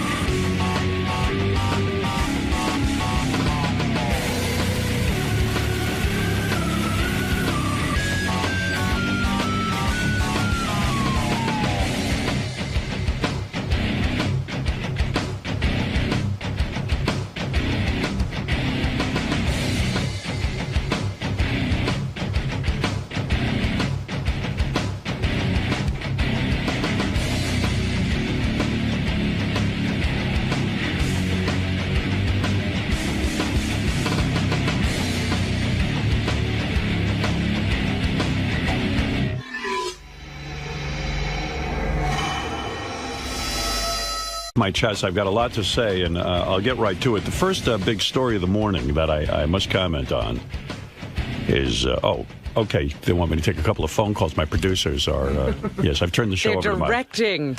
Yes, let me see. Wolfie. Some important people on the phone. Yeah, Wolfie, go ahead. Like Wolfie. Wolfie, what's up? How's it going, man? All right. I was just kind of curious. If I know that you're not a big fan of having certain people as house guests. And let's say that you were forced into having one of these three people for a weekend, and you had to entertain them, have meals with them, and they were just stuck with you for an entire weekend. Who would you choose? Sal Governale, Dan the Song Parody Man, or Scott the Engineer? Ooh. Scott the Engineer. Really? Yeah. What's the rationale? All right. Well, Dan the Song Parody Man Like, he scares me.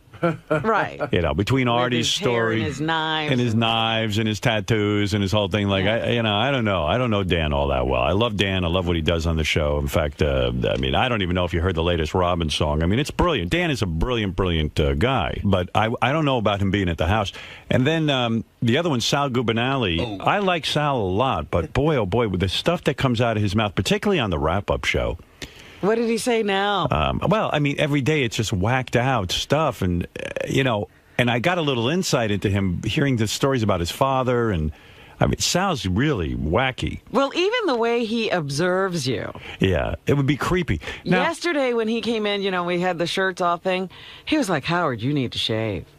Yeah, I know. Like, what guy looks at another guy? Did he say that? Yeah. See, I blocked it out. Oh, I'm telling you, it creeped me out right away. Yeah. Like, as soon as you took your shirt off, he started evaluating how your grooming was going. Well, I know Sal wasn't in the running for this because, I mean, think about it. We forget about this. He fucked himself out of going to your wedding. Like, you know, like, I mean, he's an employee here, and he said such obnoxious things. Yeah, I mean, that was the real deal. Like, if I was going to have Sal over, I know that in the back of his mind, he's saying, Howard wants me to be funny. I'm going to do some weird shit. What weird messages would he be getting from you that you weren't sending? Yeah, Sal seems to get secret messages from me that I have nothing to do with. And that's bad. Yeah. I mean, true, I do send him secret messages. But not the ones he's getting. Not the ones he's getting. You don't know he was getting any? But, you know... Do you still feel that Sal's watching you all the time? Yeah, it's calmed down a bit, but I don't think it has. I think he's just shut up about it. Yeah, he's not talking about stuff that he does. But Scott, the engineer, I've known for many, many years. He's a very down-to-earth guy. In fact, off the air, he shows tremendous judgment. He sends me a lot of articles and things that I use on the air. I use 90% of the things he sends me. Is that right? That's true. Well, there's a revelation. Yeah, he sends me a lot of stuff that he picks up on the web. I guess he sits there, you know, when he's not staring at the wall, he's staring at the web. And he Thank finds, God for the web. He used to just stare at the wall. Yeah, now he found something to do that's actually useful for the show. So he sends me stuff, and it's very on target, things that we've discussed here on the air. And also, believe it or not, that bald bastard can sit down with you and, you know, have a really decent conversation. There are times one-on-one where I've had some actually interesting conversations. I wish you would call me in when these things are happening. Let me tell you something, my dear. I don't sit there long. I'm saying I've put in a good 5-10 seconds on these conversations. But maybe it's a guy thing, because I like talking to Scott, too. Yeah, sometimes, Really? Sometimes Scott can be quite comforting. So if I was going to break down... I'm a raconteur. Yeah, sometimes I feel good that Scott's on the team. He's also a talented engineer. I feel good about that. So it would be Scott the engineer. But don't get carried away. You're up against Dan the song parody man and Sal Gubernale. Shit, I was already making plans for this weekend. By the way, you've taken off quite a bit of weight, huh? Yeah, just about 40 pounds. Yeah, you look good. Yeah, You're thanks. starting to care about yourself, Yeah, huh? I do. Well, you know what? After the weight loss contest, I lost a lot of weight. Then I gained it back because of surgery and some medication. Oh, yeah, you and did then, have surgery. Like in this past winter, I said, you know what? I feel like crap. I couldn't get around. I was like, you know, huffing and puffing. I'm like, got to do something. You know, something I got to ask you, and I know it's probably a disastrous answer, but whatever happened to that dog you were going to get rid of? I don't hear anything still about have him. the dog. Yeah, dog you do. is fine. Wow. We didn't do any surgery yet. Beth and I were speculating you killed it. we haven't heard. That's why you don't hear him mentioning. Well, remember in We chopped it Psycho, up and you feed it. remember in Psycho, you know, you never hear about the mother anymore for a while. You know, it's like they had the dog, they want to get rid of it, but you still have the dog. Sell it for dog meat. Is the dog actually functioning? And The dog is fine. Yes. We just had her to the vet, and he said, no symptoms, don't do anything. Right. For now. When the symptoms become obvious, she's 2 years old. Right. So when they become obvious, we're going to do whatever we have to do. Are you glad you kept the dog? Yeah. You are. Yeah, of course. You're not thrilled, but I mean, she's a handful for a golden. She's still a handful. Right. She's very, you know, playful, as they like to say. Well, listen, that's you. You got to train the dog. We've trained it. We had a trainer come in. With your dynamic personality, I can't see how you can't train a dog. I forget, you know, like that night I spent at Scott's house, which still is like one of the greatest experiences of my life. Yeah. He had a dog that didn't like him. Right. Well, no one likes him. I still have that, though, the little dog. But anyway, getting back to it, like Sal, I really like Sal, but it would be weird to hang out with him. I mean, he was upset that I didn't invite him to my daughter's bat mitzvah. That's unbelievable. I mean, he was so not. That was such an inappropriate thought, even. Right. And he verbalized that to you? Yeah, he's verbalized it. Yeah, he to said other, on the air once. Well, yeah, he said it on the air, but more to other people around here. Like, Well, that's when I know you he's for real. forget that he used to fantasize about what he and Howard would do sitting at home with him and Howard and Beth on the couch watching The Bachelor. And was really irate that we don't invite him to watch Survivor and But it things wasn't like that. even Sal and his wife and you and Beth. Right. It was Sal and you and Beth. Listen, Sal's very disturbed. I'm not telling you something here that people don't know. I think Sal knows it, too. Sal's a very disturbed guy. He's a talented guy. I love him on my staff. And, you know, under the right circumstances, I'll go out with him and Richard and hang out because they're like a married couple. But I'll tell you the truth. He's got a lot of demons and a lot of issues. And quite frankly, I don't think it would be healthy to hang around with him all I that don't much. think so either. I think it would only go bad. So between those three, Wolfie, Scott's the most healthy. Well, thank you. Okay, yeah. The only reason I thought you might be hesitant about Scott, perhaps he might be counting your money or just get. Well, of course, the jealousy. Listen, I'm not having Scott to my house. You asked me out of those three. I mean, I could tell you a million reasons not to have Scott to your house. But out of those three, Scott would be the man. The lesser of three evils, so to speak. Poor Scott's so happy. This is the first positive thing that's been He said. won. I said, This is the first thing he's ever won. That's right. Out of three maniacs, he won, and he's happy. All right, you look better, and that shows a sign of health. Thank you. You know, you Thank care about your appearance. It's good. I'm trying. All right, good for you. Thanks. All right, now go shake I'm a your regular head. Johnny Dope. Yeah. Johnny Dope. Anyway, so I was saying I probably should take a break first, but let me just get this thought out. Listen to this headline: Bar mitzvah tutor guilty of molestation. Now I got to tell you something. I'm a bar mitzvah boy, and you take these bar mitzvah lessons. I was tutored in bar mitzvah. Are you alone with a guy? Yeah, sometimes. Yes, you are. Oh. I had only wished my tutor would have blown me. I'd rather be Get blown. outta here, I'd rather be Howard. blown by an old rabbi than sit there and learn this fucking. This Hebrew. It would have been so traumatizing to you to look down and see that. Robin, my Going rabbi on. was as heinous as could be. The guy who taught me my Haftorah smelled. Yeah. He was. He had big, thick. There were two different ones. I would rather they pulled my pants down and sucked me off than sit there and learn this Hebrew, which I have never used. No one ever taught me how to translate it. It was the biggest waste of my time. Reciting this, what they call a Haftorah in Hebrew, it was like learning Klingon. Learning Klingon would have been more useful because Klingon, at least I could get on the radio and impress you with. I could, say, hey, I'm going to speak Klingon now. You would sit there and go, hey, that's pretty cool. It was a ridiculous thing. I spent years of my life studying this Torah, but not in English, in Hebrew that I don't speak.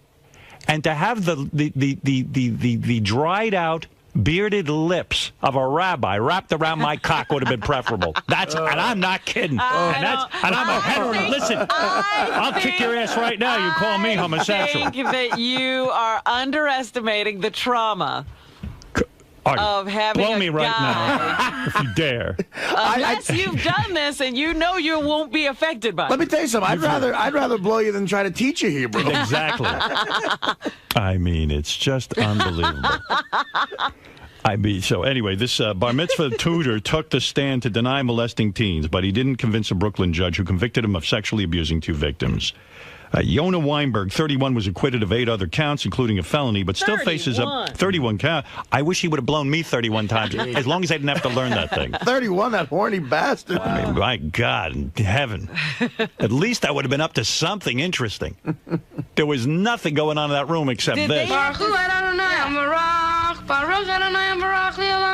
does that mean? But did they have to do that while he was molesting them, or of did course. they get to be quiet? Well, of course he has to do it while they're molesting because you have to learn it. How people will get wise that he's not really teaching. What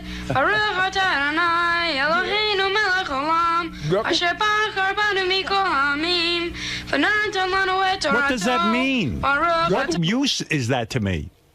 I had to learn that song and those words for 2 years with no vowels in these weird letters. Wow. And it makes no sense. But a blowjob from the rabbi, okay. At least makes me interesting. You know why? There's something going on. People are Can't coming. wait to get to Hebrew school. If I was his student, I would have begged him to blow me. Do anything to get this boredom over with. He picked the wrong Might not student. have taken 2 years to learn it. That's right. Weinberg, a social worker, was found guilty of molesting one boy in his home and a synagogue ritual bath. Oh. I would have loved a bath. And the other in a van and the yeshiva stairwell. Oh, you didn't tell me it was romantic. That's right. Believe me, you wish a guy would give you a bath. How come these guys are so gentle with young boys? When's the last time a guy bathed you? Oh, it's been a while. And it sounds like your teacher never took a bath. Oh, yeah. You have he no could have idea. used the ritual bath himself. I swear to God. Where's the part of the tape where I talked to my grandfather? Do we have that on here? I heard that the other day they played it, so it's No. around here somewhere. I wonder if it's at the end of this. I don't know. Oh, it goes on and on. By the way, I sent this down to my grandfather in Florida. He didn't listen to this. Right. He couldn't stand it. It goes on.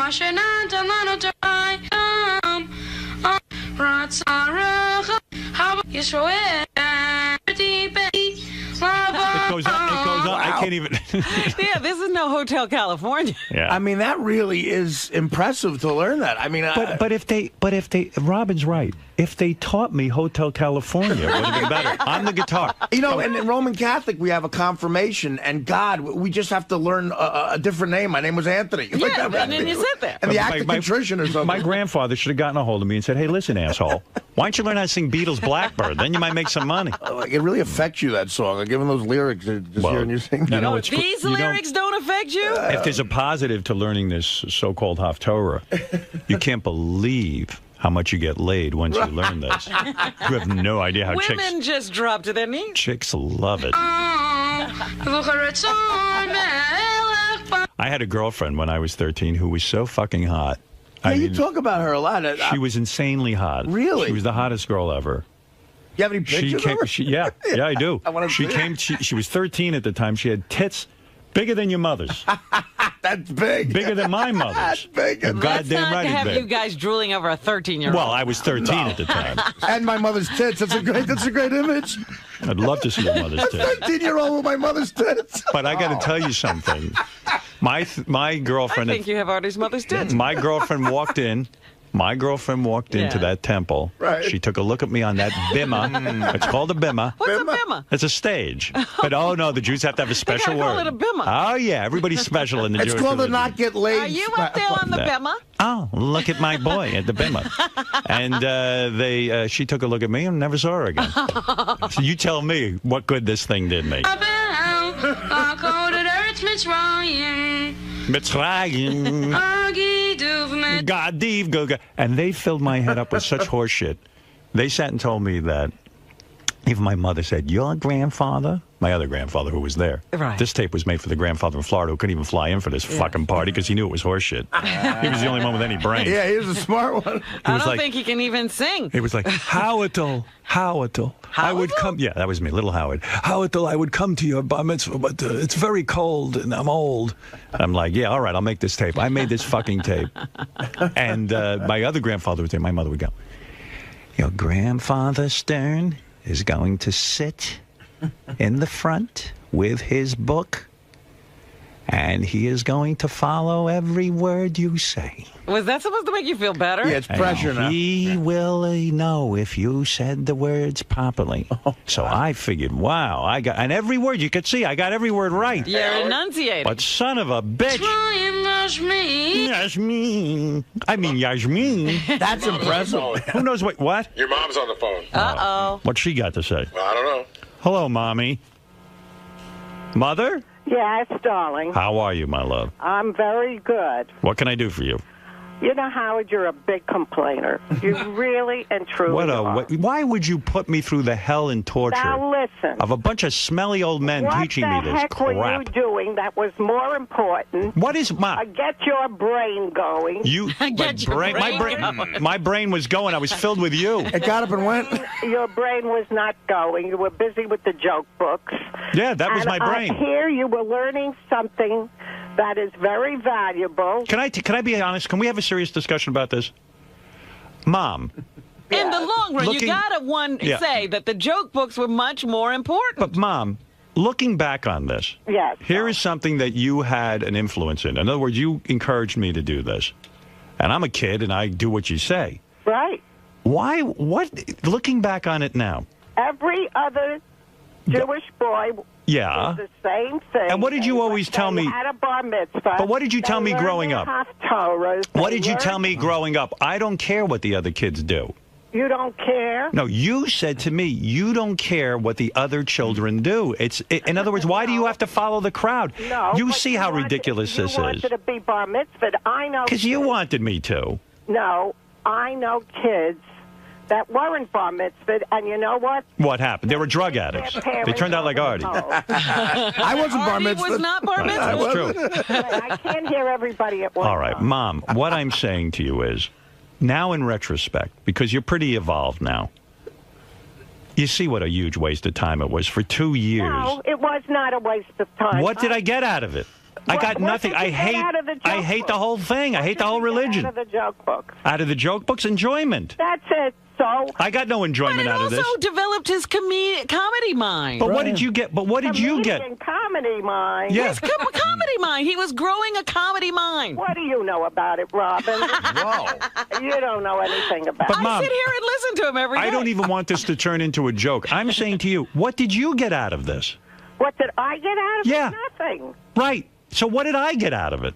You learned Tell me. to read Hebrew. What good is it? I don't even understand what it means. It's like learning Klingon. Well, then you should have furthered your education. But Why? You chose not to. The hell do I care about speaking? There's nobody here. You can Spanish. I understand that I could use. Hebrew. Hebrew is a viable language. It's being used But you today. sent me to a temple that didn't even translate. They just read the dumb words. All right, so the you words are learned to meaningless. read. So you learn to read. You learn. The whole thing was something. You ridiculous. use your brain and cut Brain. it out, Howard. Use your brain. There are Use your kids- use your there brain. are- That's like using your brain to do nothing. Listen, watch your words. Your words are important. I'm watching my I don't think you words. should be making fun of this. I really and truly Making fun. don't. That's right. I'm trying to save some other poor bastard from this. Something, and it was a very, very beautiful thing, and you learned something, and I don't think you should be poking fun at It is bizarre. Bizarre. And shame on you. You should have known better. on me. Shame. Oh. I denounce my bar mitzvah. Your children learn the same thing. Not true. Not true. True. And you... Not because of me. Let me tell you something. Let me tell you. I told my daughters last night this is all nonsense. Oh, you should be ashamed of yourself. My for kids are saying super that. Jewy, too. They love the Jewish religion. Be ashamed of yourself for saying But, that, because that's not so. And I think that... I wish my name was Savage. Mom, I don't believe what you're saying either. Because you know what? My mother has confessed to me, and I'm going to tell you something. My mother's not being totally honest here. Why? My mother confessed to me that she gets more spirituality and religious feeling from transcendental meditation and the teachings of the Maharishi Mahesh I Yogi. didn't... Instead, she said that temple is boring. She told me. And she can't speak Hindu. Your Haftorah. What? That has nothing to do with your... It was 2 years of wasted time. You should have taught me chess. I should have had a tutor for chess. Listen, I should have had more joke books. More joke books, and you threw out my joke books, and that wasn't right. Howard, you weren't too much into the learning situation. I didn't like let's face learning. it. That's right.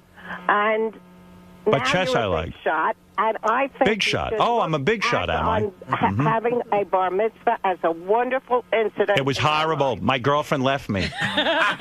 It was Your horrible. girlfriend left you. What Yeah, girlfriend? Irene. You remember Irene with the big tits? Irene, yes, that was some girlfriend. That Irene had some titties. What was wrong with Irene? My mother was jealous. There She had was bigger tits than my nothing mother. wrong with it, but he was a little boy. He was 13 years old with a girlfriend. Did you ever hear anything? Oh, you didn't like that? Ridiculous. I needed some comfort. A comfort.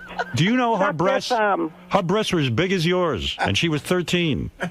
Howard. She was all mine till that bar mitzvah, and that girl she had fuzzy hills. What did you know about girlfriends at 13? Nothing. No help from you. I was putting it in the wrong end. I didn't even know anything. You should be saying wonderful things about your bar mitzvah. I hated it. Oh, I you hated loved learning it. I didn't like the Remember school. how you enjoyed your bar mitzvah. It was a You waste. liked your bar mitzvah. You liked the the party. I liked. He liked the party, yes. And I'll bet, It was I made that tape of my bar mitzvah for your father. Yes. And I bet you he never even listened to the tape. That's not true. Who could sit through that boring? Your father was an enlightened man. He was smart. My father was very, very proud of you when you sent that down. Goddamn right. He said, "Boy, Cut it out, thank God he didn't make me go. He sent me a tape. That kid's aces." That is a nice thing. Yeah, Listen, you're a big complaint. I loved your father more than you would ever even know. That's right. But And you loved your bar mitzvah. notice he didn't come to my bar mitzvah because he had brains. Stop it. You got to listen to that little dope sing that song. And that song, by the way, goes on and on and on. I must have bored everyone in that temple. It's a beautiful When do you get to the chorus? Mom, thank God I grew up and I'm out of that house. You put me through that. Your house. I'm out of there. I mean, sitting and learning Hebrew for 2 wasted years of my life. It was like, I'd rather go to jail and learn from Muslims. Leave the house. I would rather be in jail. I needed a Derek to get you out of here. Well, So stop your complaining and I want to be emancipated. say it like it is. You're trying to get emancipated? Yeah, Mom, I'm going to a judge. I'm getting emancipated from you. I'm a man, goddammit. That's a good idea. And I'll tell you. All right. Listen, Howard. Say nice things. Don't say negative. I'm going to say something nice about you. How's that? All right. Let's hear. I love you. Oh, that's beautiful. You're my mommy. Beautiful. I needed that today. Look how my mommy has all her marbles. She's 80. How old are you now? You 80 yet? Yes, I'm 80. You're 80. And look how she's got the marbles. I can't believe it. Wow. She got the marbles. You know why? Because she locks herself up in the house. And I'm not making a joke. Look, don't be ridiculous. It's I'm not telling you. locking herself up in the My house. mother doesn't move herself. She stays still. She puts herself in no danger. Stop it. Right. My mother, it stays locked up. There's no adventure there. But she's in good health, and thank God I don't know what I'd do without her. Yeah. You're my mommy. I mean, how can I stop And thanking I don't you? want to hear that negative talk, I can't Howard. thank you enough for putting me through years of religious training. It I was thought not. it was years and years. Now you're saying it was only 2 years? No, 2 years for the Haftorah. Gracefully. Excuse me. 2 years for the Haftorah. You start learning this bullshit when you're like 6. Oh, dear. She put me into school. Awful thing to say. With those teachers and those children in the disgusting rooms. And That's an awful thing you're saying. It was and horrible. I think you should be aware of it was that. a huge waste of time. A huge waste of time. Anything that Huge. you learn, any knowledge that you get is very, very valuable. Then and don't. you have this knowledge to complain about. What would I do with this knowledge? And Trigonometry makes more sense. What? It makes no sense. You gave me knowledge that's meaningless. There's no knowledge even. There's nothing. There's no comprehension. In the meantime, you did it, and you can say that you did it, and now you can be a big shot and say it was. It was worthless. Yeah. I'll But say it was. again. It was not worth It was horrible, and it was a waste of time. And I can't even believe what you're saying. Well, And I stop can't it. believe what And if you're you have saying. more children, don't put them through this. Oh, my God. You're not pregnant, are you? Wouldn't you love to have a little brother? You know what I wish? You know what I wish, Mom? I wish Fred would build me a time machine, and we could go back. Because Fred's the only one capable of building a time machine. This crew, anyway. And we could go back. I've got my Swiss Army knife ready. You want to know what this song is good for? I'm going to play a little bit of it, Mom, and I'm going to tell you. Howard, I don't want you to do that. No, listen. I Listen. don't want you to do that. Listen to this. You know what that song's good for? Attracting Arab terrorists. There they are. They hear that song, they want to blow my ass up. They make you an easy target. They're not kidding. It's terrorist bait. Well, I want to tell you that you shouldn't be doing that. Well, I love you, and that's and what. at least you know that it's wrong. I don't know that that's wrong. Oh, it is wrong. I don't want other children it's having to very do this. wrong. Those are very sacred words. The words might be sacred, but how would I know? I don't know the translation. Well, then go and learn. Do you know the Let me ask you something, because you're a genius too. Translation, but if I wanted to, I would go and learn. Why don't you go learn? You made me go You're learn. the one who's complaining, not me. You made me go learn. Why don't you learn? Why don't you put yourself through this? I would respect that. Howard. Put your money where you put that in your pipe and smoke. To do that, but you did, and it was a very beautiful part of your life. You see, when I was a little boy, Robin, I didn't have the balls to stand up to You my were mother. a little boy with a girlfriend, right? Yeah, I had a girlfriend, and let me tell you One minute something. you're the little boy, the next minute you got the girlfriend. And let me tell you something with that girlfriend. You left the house, And I tried to get it on with her, and I read that marriage manual that you and Dad had. Oh, and that was good information, right? It was called On Your Wedding Night. Remember that? I remember that. Dad had to study what to do to you on his wedding night. Good Lord, I read that book. I said, my poor mother. I can't even believe it. On Your Wedding Night, it would get one chapter on kissing, one chapter on feeling the boobs. A chapter on A chapter on putting the finger in. It's important. Another chapter on... Howard, cut it out. It's true. Dad had to read a manual to figure out what to do with you. All right. All right. Keep in mind what I said. I love you very much. I love you, Mother. Have a beautiful day. Enjoy. Thank you very much. And enjoy the rest of your year. All right. Thank you. Bye-bye. I love her. How can you not love that voice? Bye-bye. Bye-bye. I can't believe she put down the Oh, Robin. the joke books. Oh, Robin. The joke books. Oh my God, that thing, and then at the end I had to give a special message to Grandpa. Lucky Grandpa who didn't have to be at my bar mitzvah. Dear Grandma and Grandpa, I hoped you liked my Haftorah. We miss you both at the bar. I sound like a prisoner of war. Did somebody write this out for you? I don't know. I was very professional. You sound like Papillon. Mitzvah, and a lot of people were asking for you. I want to thank you for the love.